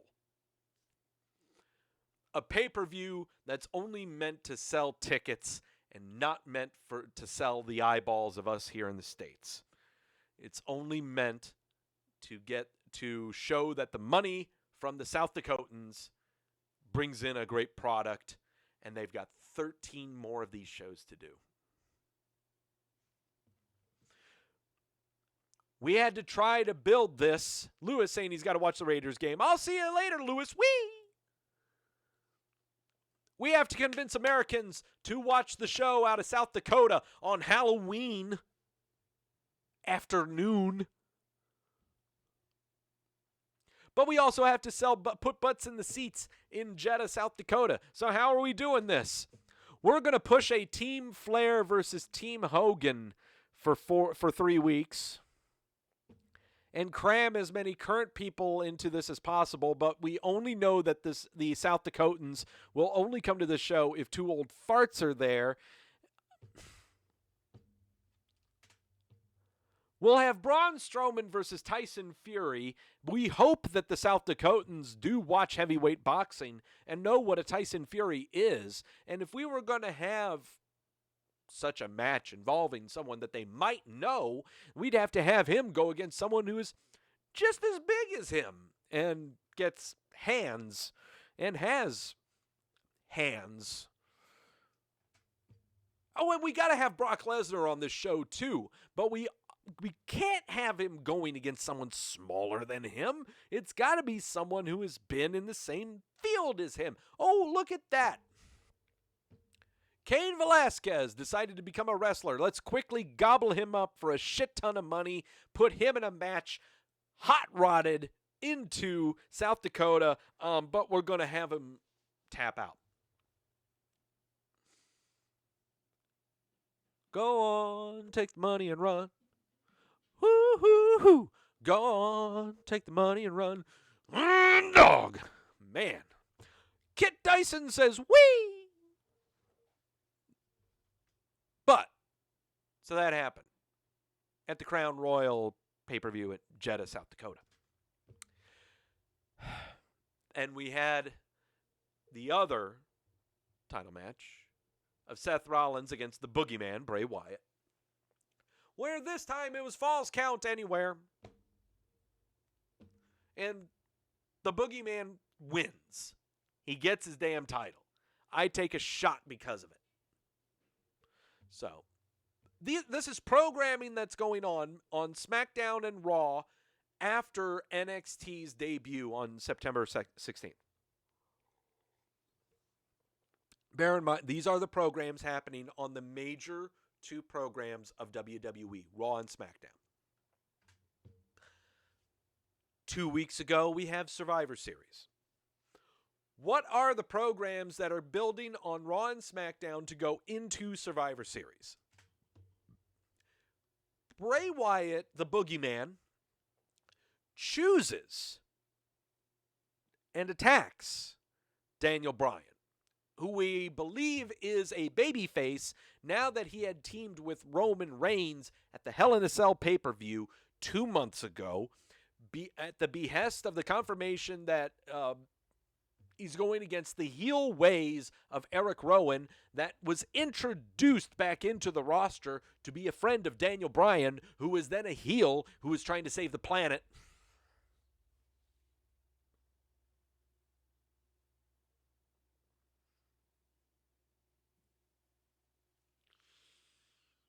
That was my Jim Carrey impression from Liar Liar. So Bray Wyatt, the boogeyman, chooses to face Daniel Bryan to further confirm that Daniel Bryan is a babyface. They have a match, but of course, again, Bray Wyatt is the boogeyman, and he defeats Daniel Bryan.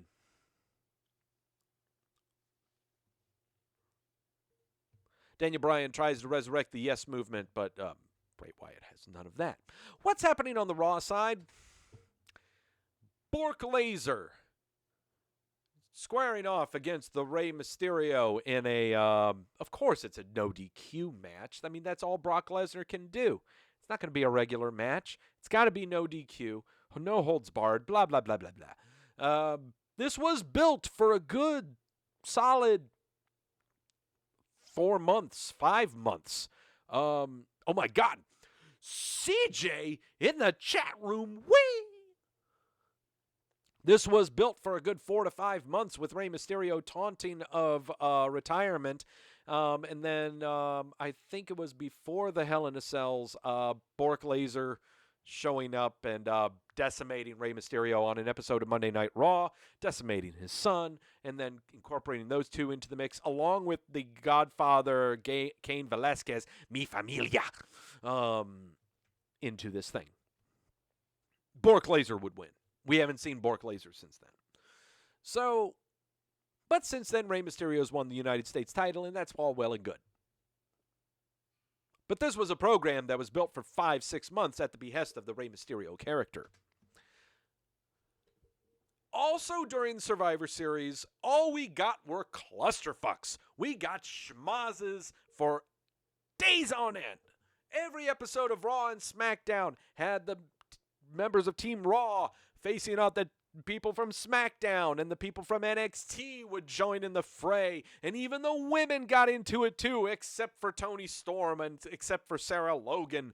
I don't know where in the hell they came from, but they were put into the match anyway. So all these schmazzes happen between all of the penises and all of the vaginas. The men and the women have their thing, tribal warfare, blah, blah, blah, blah, blah, blah. But there was one match in Survivor Series that cemented that NXT is the main roster. Is the main roster, or at least a part of the main roster.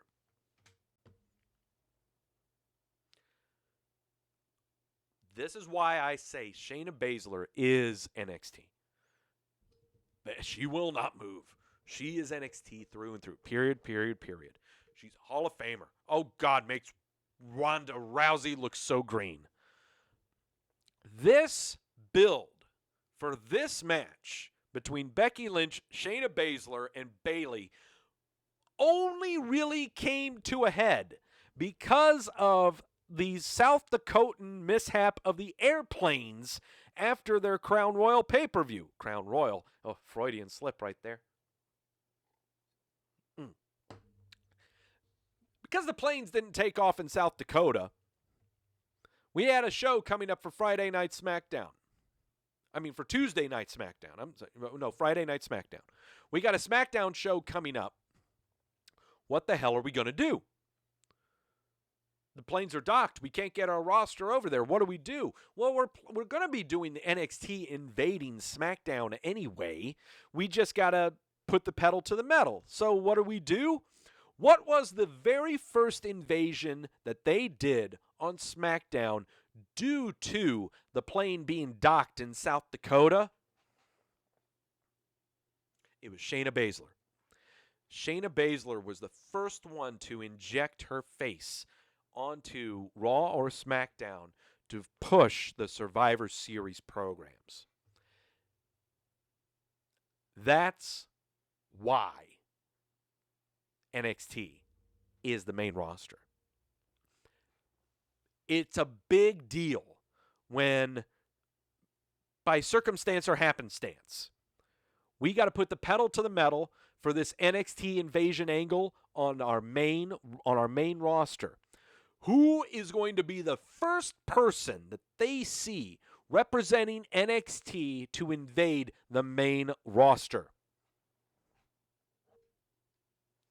It's Shayna Baszler. It wasn't Tomato Chomper. It wasn't Undisputed Era or Adam Cole. It wasn't Keith Lee. It wasn't Matt Riddle. It was Shayna Baszler. Shayna Baszler, a character that's been building in NXT for over 2 years. Built perfectly.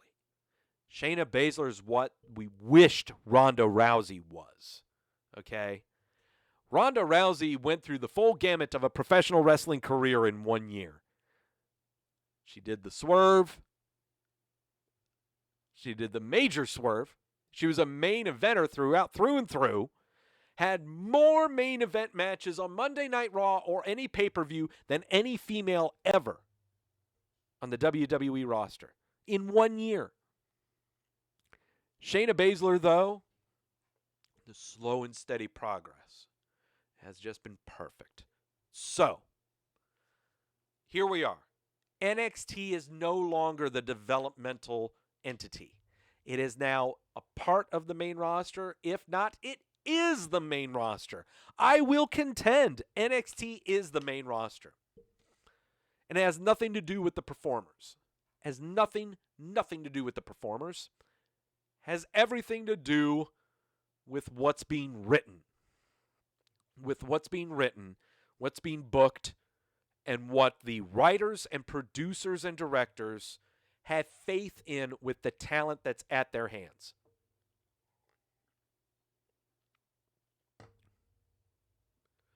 This has nothing to do with the people in the ring.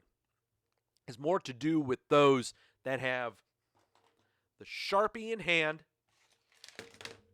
clipboard at the side. They know the resources that they have, and this is what they've come up with to write. Start over on Raw. These are the programs that are going on right now on Monday Night Raw. Kevin Owens is now your major babyface. How are we pushing him as a major babyface? Well, he was confirmed as a major babyface by facing Shane McMahon on the debut episode of Friday Night SmackDown to fire Shane McMahon, even though Shane McMahon is still on the main roster. I don't have him on there. But he has been fired nonetheless because of Kevin Owens' tremendous victory. And so Kevin Owens is now the babyface of Monday Night Raw because he was drafted to Monday Night Raw. Monday Night Raw has Kevin Owens, major league babyface. This was further confirmed because he stunned Seth Rollins, who was whining and bitching and complaining that Monday Night Raw was beaten down by Survivor Series. What's the main story that's going on with that?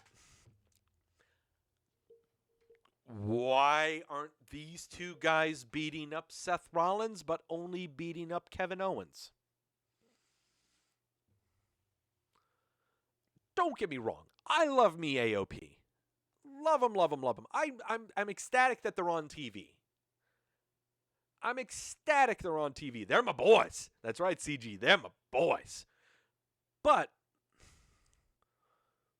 is this really the program that we want headlining Monday Night Raw? Bork Laser is not going to show up on TV until Royal Rumble times. I don't know.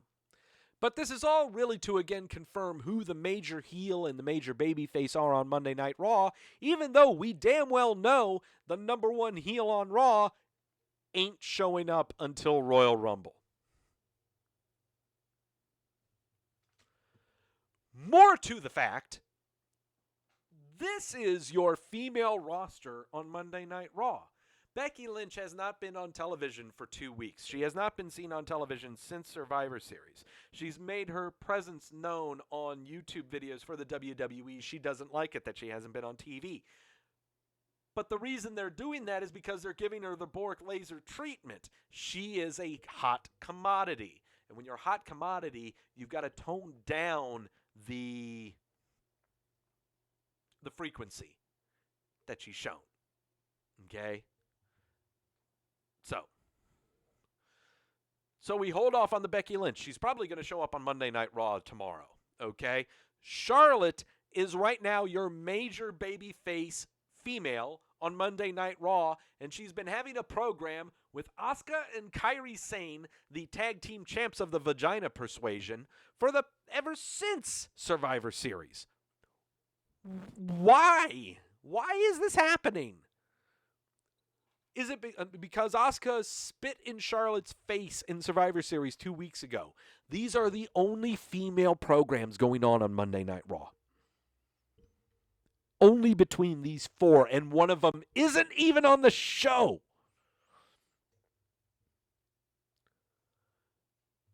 Lex says Charlotte could wrestle every week because it's great. I'm not saying it's bad. I am not saying that Charlotte's matches against Asuka and her 2-on-1 handicap last week, seriously, the 2-on-1 handicap match she had was good. It was good, okay? But this is all they've got. There's nothing wrong with the matches they had. It's just that's half their roster. Where's Sarah Logan? What are we doing with her? Where's Natalya? I can't believe I'm saying where's Natalya, but what are we doing with Natalya? Liv Morgan is a member of the Monday Raw roster. Where's Liv Morgan?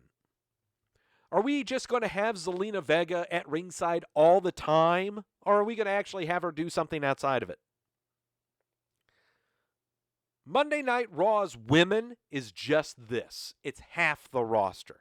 The same amount of women are on SmackDown and doing way more. I brought this up on last week's show. Speaking of SmackDown. Oh, wait. You want to know what's headlining tomorrow night's Monday Night Raw? It's none of that. All of that I just mentioned that's going on Monday Night Raw right now is not headlining the show. You know what they're promoting for Monday Night Raw tomorrow night? Divorce court between Rusev and Lana. They want to end this program so fast right now. They're trying, but they've dug themselves too deep. They botched Rusev's repackaging. They botched Lana's repackaging. I don't know why they thought this was a good thing. Why couldn't they just bring them all back and have them kick ass? Why does there have to be drama inserted into their reintroduction? It makes no sense, okay? People chant Rusev Day, and Rusev is over. Totally get that. But they didn't need this to confirm it. They really didn't. Have Lana be the cheerleader, Rusev come out, beat the crap out of people, Rusev Day. That's all you had to do. He's supposed to be a babyface, right? He was a babyface when he was Rusev Day. Why do we have to try to get verification and confirmation when he's brought back onto Monday Night Raw? It makes no sense. Is it more about Lashley that he lost Lio Rush as a mouthpiece? No. But it does speak, this program does speak volumes about the faith they have in Bobby Lashley as a character. While this is stupid, this is not the reason that they had this.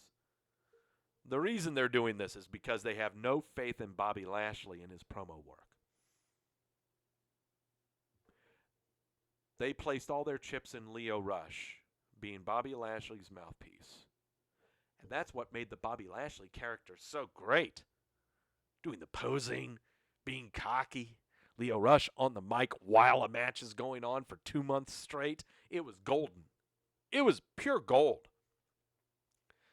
But they had no faith that Bobby Lashley could carry it on without Lio Rush.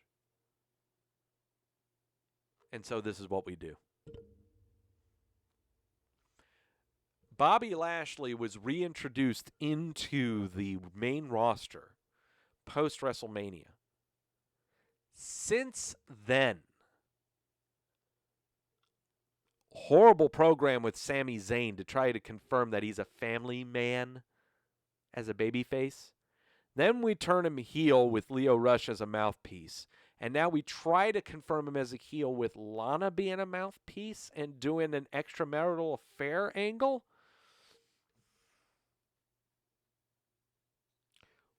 Why did we bring Bobby Lashley back?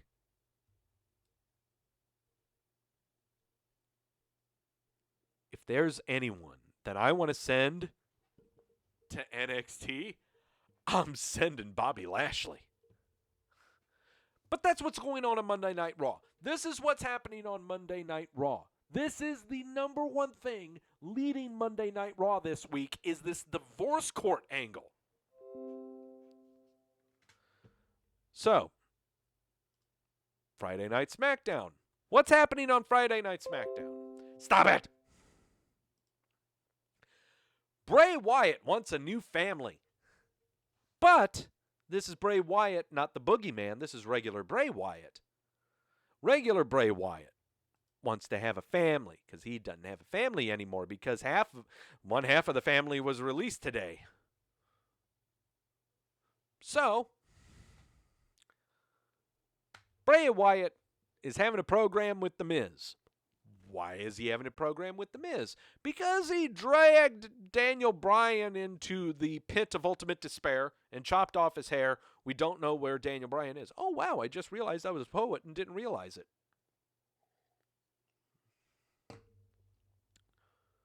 So now we're having Bray Wyatt versus The Miz, non-title match, non-Boogeyman related. Out of nowhere. Seriously, out of nowhere. This is almost happening. This is happening at a breakneck speed, though I'm intrigued. It's at a breakneck speed right now. But it's Friday Night SmackDown. We got to keep the Fox audience interested. We have Karen Borbin and Dolph Ziggler with an injured Bobby Roode kayfabe, Robert Roode kayfabe, injured, dumping dog food on Roman Reigns. A 3-on-1 assault on a guy who is the babyface. Is he the main babyface of SmackDown? Yes. And this is what we're doing. Don't get me wrong, Karen Borbin is a fantastic heel. And don't get me wrong, Roman Reigns is the mainstay babyface of all the WWE. However, the way that we solve our differences of opinions and our opinions of each other is through dumping cans of dog food left underneath the ring onto our adversary who is shackled around the ring post. Because I know whenever I go into work and I'm wanting to settle my differences, I better cleverly hide the cans of open Alpo and hope that no one smells them.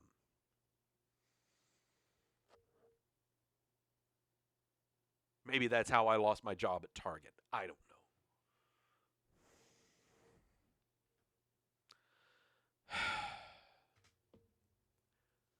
We're also trying to confirm and verify that Lacey Evans is a babyface now. After all the shit that she did to Becky Lynch and teaming up with our number one heel, Karen Borbin, she is now a babyface. How do we know that? Because she teamed up with everyone in Survivor Series, right? To fend off NXT. She only appeared for 1 week. She only appeared for 1 week. Didn't do a damn thing. In fact, she had been on my milk carton for a while. In fact, she was never on air live immediately following the Crown Jewel pay-per-view in Jeddah, South Dakota, to laud that she was part of the first female match in South Dakota. Do you understand that? I mean, seriously. The first women's wrestling match in Jeddah, South Dakota, Lacey Evans versus Natalya. They only had Natalya on air to get her congratulations for that match, but not Lacey Evans. There has been no mention of Lacey Evans being in that match at all. None. And so we're led to believe that 1 week into going into the match at Survivor Series, Lacey Evans is a part of the team, part of SmackDown. She's got to be a good person, right? Well, I guess she was. I mean,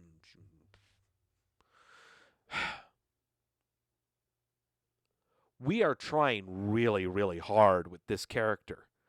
But what makes it worse is that you're trying to confirm it alongside two very tepid heels in Sasha Banks and a newly swerved Bayley.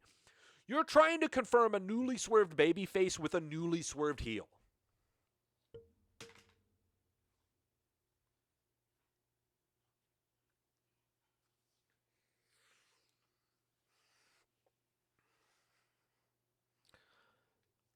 The booking that's happening right here is what anyone in the internet would book.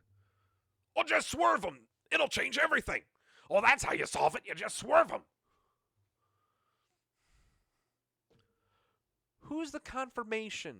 Who's the verification of it to make it viable? You don't just do a swerve for the sake of doing a swerve. Who is the verification? Who's the confirmation?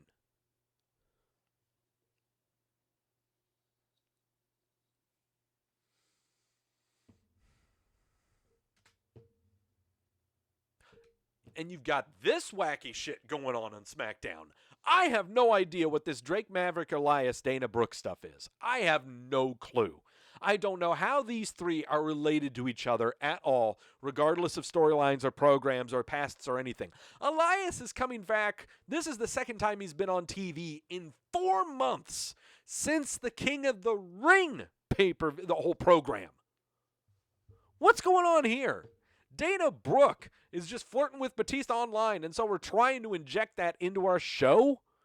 Drake Maverick's got to be the fall guy, even though he was chasing for the 24/7 title and interjecting that into his marriage? What is going on with this?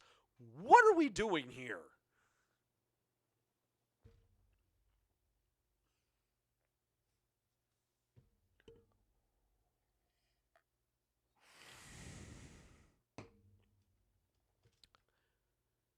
But that's happening on Raw and SmackDown. NXT is the best show and the most well-written show the WWE has going on right now. Bear in mind, Raw and SmackDown had at once hired both Eric Bischoff and Paul Heyman to be executive producers or liaisons to Vince McMahon. There have been countless attempts at changing the writing staff of Raw and SmackDown. But we never hear changes about the writing staff at NXT. Well, but Paul Levesque, the Triple H, he's over in NXT. That's why it's so good. I'm not even taking that into account, okay? NXT is the well-rounded, balanced programming the WWE desperately needs. And if Raw and SmackDown are going to try to incorporate this, it is not instantaneous. It's got to be well built. It's slow and steady. NXT is the prime rib of the WWE. Raw and SmackDown, nah, they're your McDonald's hamburger. NXT's programs have been slow roasted and dry aged, then slow roasted to perfection. Undisputed Era has been a faction that has been built in NXT for the past 2 years, if you were watching on the WWE Network. Since its debut on the USA Network for NXT, their debut episode, they had Roderick Strong become the North American champion, confirming that then Undisputed Era would have all the gold.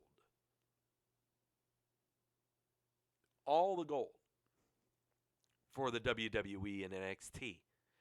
Storyline built. Undisputed Era is a faction that has all the titles.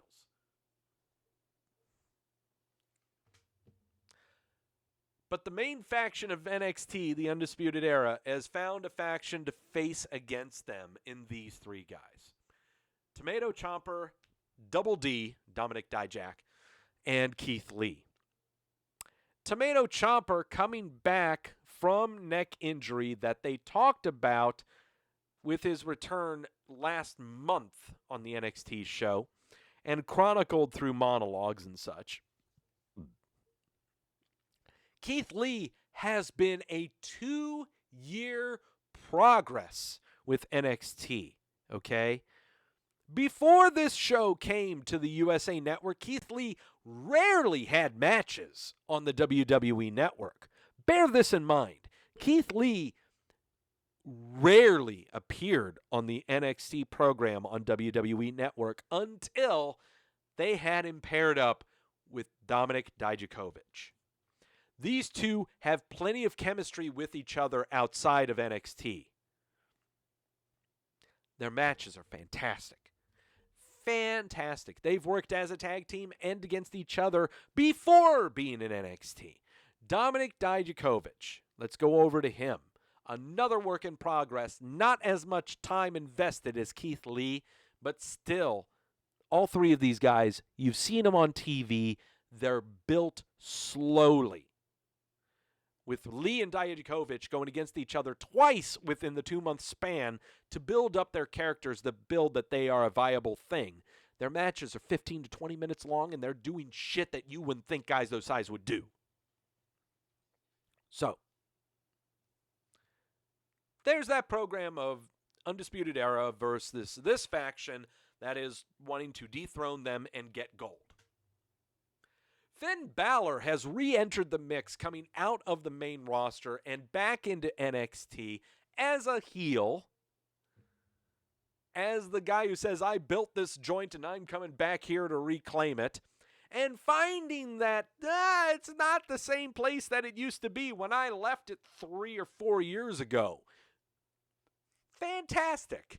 Fantastic to build him as that. He assaults Johnny Gargano. He beats up Matt Riddle at the pay-per-view for the War Games TakeOver. They're building this character perfectly through his monologues in the ring and outside of the ring. No demon shit. No demon shit. And no mention of Japan. This is purely him. And everything that he has built within NXT from his debut in the WWE company forward to the main roster and back to NXT.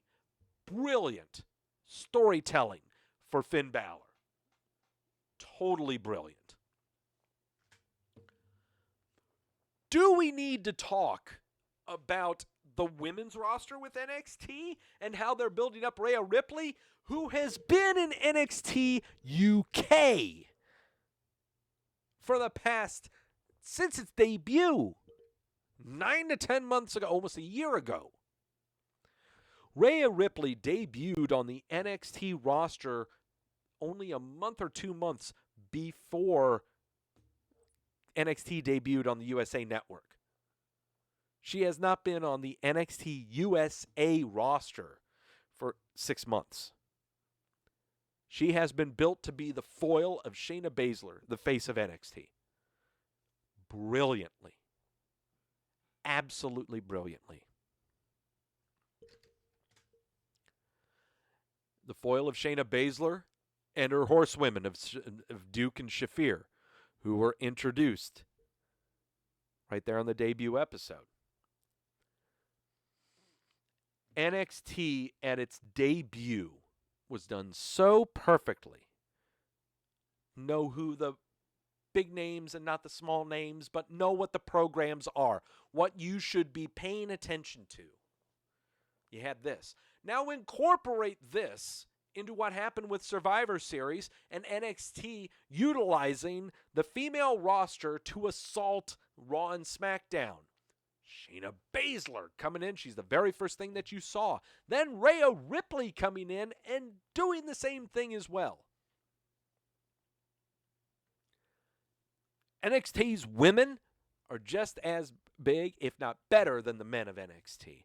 And that says volumes compared to SmackDown's women, where we're trying to confirm heels and faces at the behest of newly swerved heels and faces, and Monday Night Raw, where we're only using half of our women for no reason whatsoever. Oh, Did I mention there was an ulterior program going on within the NXT women of Dakota Kai newly swerving during the War Games pay-per-view and a Mia Yim who was kicked out of that pay-per-view? Oh my God. I sound like a fanboy talking about this. Do I need to explain this? I don't need to go in depth on this because the programs on NXT are so much more in depth and way more cultivated than any program on Raw or SmackDown.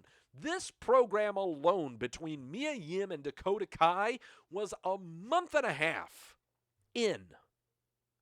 Brewed a month and a half in. No program on Monday Night Raw has been built on the women's side for 2 months. None.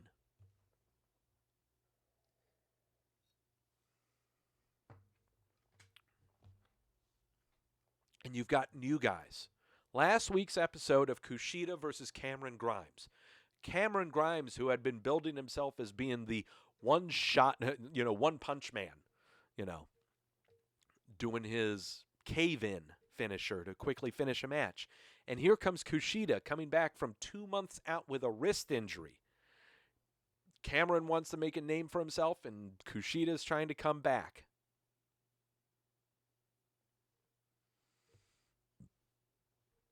This is brilliant. This is so organic. So organic. They never do this on Raw or SmackDown, where someone's coming back from injury and trying to restake his claim, and a new guy who's been making his name and everything and now wants to do it at the expense of the guy coming back.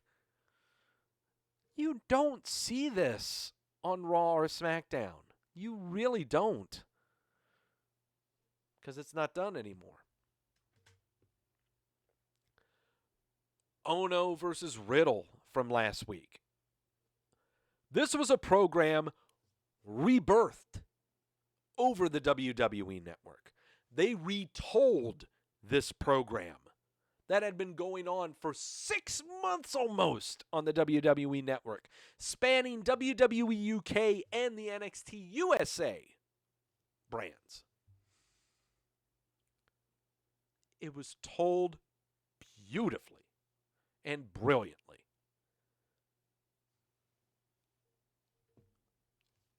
Again, just take that in, okay? They just had one match last week that incorporated a program that had happened for 6 months, 6 months ago, and retold it in the ring. How many times throughout the decade of the WWE and their main roster do we talk about, here's another Kofi Dolph match. Here's another Dolph Miz match. Here we go again. We're having another tag team match. Okay, we're the two main programs and they're having a tag team match between the faces and the heels. Okay, here we go. Same old, same old. Why am I watching this? I'm going to cancel my subscription. Oh, wait, that's the wrong voice. I'm going to cancel my subscription. You never see something like this, to where they retell a program that happened so long ago. Lex going, here's the Cena Orton. Here's another Sami Zayn, Kevin Owens. Yeah. Huh.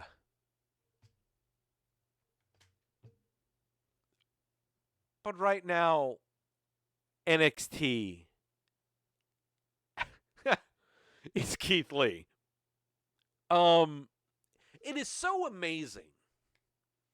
It's amazing to think right now in NXT. Everyone is on the Keith Lee bandwagon. Okay, myself included. Everyone's on it. We love Keith Lee. That is no, I am not going to debate why you shouldn't like him, okay? There is no debate about why you shouldn't like Keith Lee. None. However, you have to think about what Keith Lee was doing since his debut onto the NXT roster. You must keep this in mind. Since Keith Lee's debut on the NXT roster, I am not looking it up right now. I did not look it up, but I will state the claim of it right now. Since his debut nearly 2 years ago, going up until SummerSlam, he probably only had 8 matches. Keith Lee was not a part of the NXT roster after his debut. Keith Lee, when he showed up on a NXT TakeOver pay-per-view, he was in the stands. Everyone saw his name and everyone cheered, just like they did for EC3 and Finn Balor and Samoa Joe and whoever. You name the name, they're in the crowd. They cheer his name. They see it on the whatever. Since that appearance and since his signing, they rarely had him in a match on the WWE Network. He was not a major mainstay of the NXT format or show. This is the first program he's ever had with NXT. Keith Lee is the prime rib of NXT.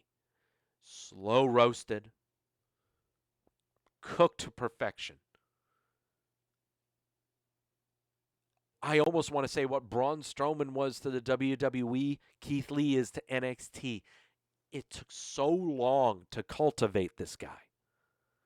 Put him time to reprogram into the size that you are, what you're supposed to be doing. And he has got it. Okay, this guy has got it. And he's just pinned the NXT champion Adam Cole. So now he is slated for a triple threat on this week's episode of NXT Wednesday night to face Tomato Ciampa and Finn Balor in a triple threat. The winner faces Adam Cole for the NXT title the following week on an episode of NXT. You don't see that, do you? Let's keep this in mind. Okay, Doug, why is NXT the main roster? Why are you calling NXT the main roster and not Raw or SmackDown? Why do you think Raw and SmackDown are beneath NXT? Because NXT has more title matches involving their major title on their own program than Raw and SmackDown have in the past 5 years. And the titles are what are used to build their programs. Their programs are solved through violence. I don't like you, I'm going to punch you in the face. I don't like you, I'm going to tell you why I don't like you before I punch you in the face. You're having a match, I'm going to punch you in the face.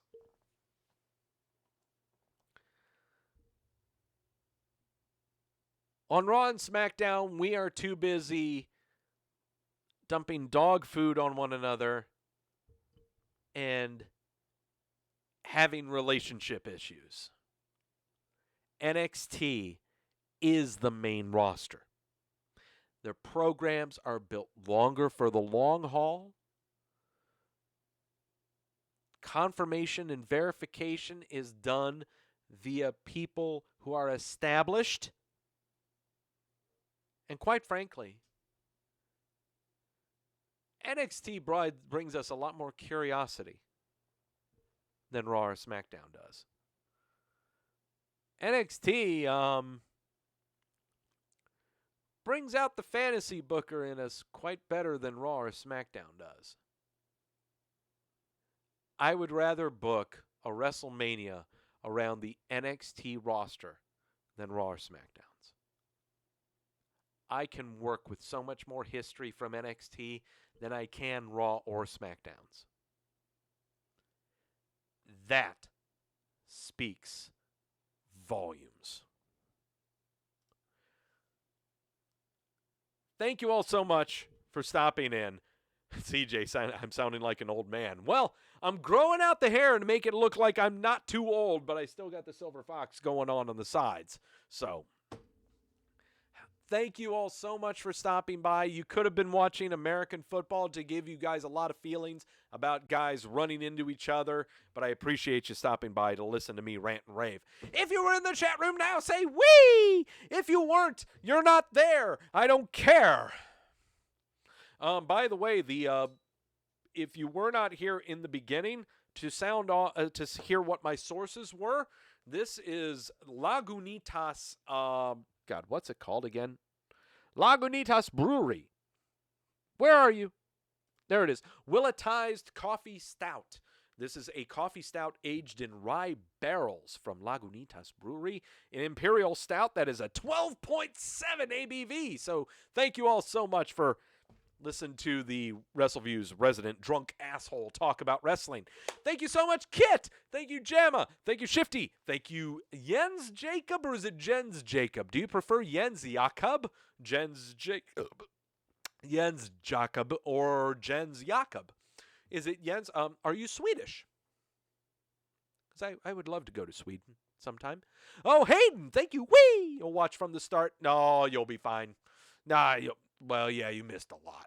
We'll go and put it that way. Tune in for the Milk Carton. It's a big one. NXT is now part of the Milk Carton. Oh, by the way, tune in next week, 1 o'clock p.m.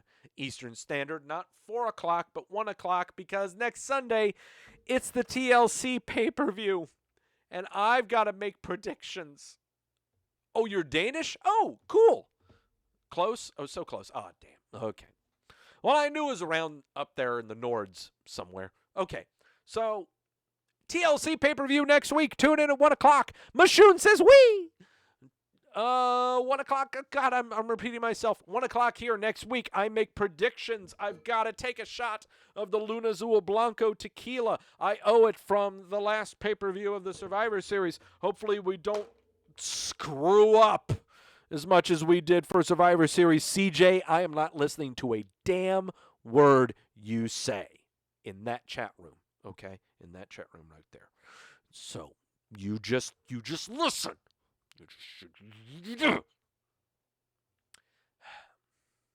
Thank you all so much for stopping by and giving me your ears, on demand or otherwise. Go back to whatever the heck you were doing. And please don't be like ACH. Don't be a dick. Don't be a jerk. Don't beg for attention. Okay? Don't. Just don't.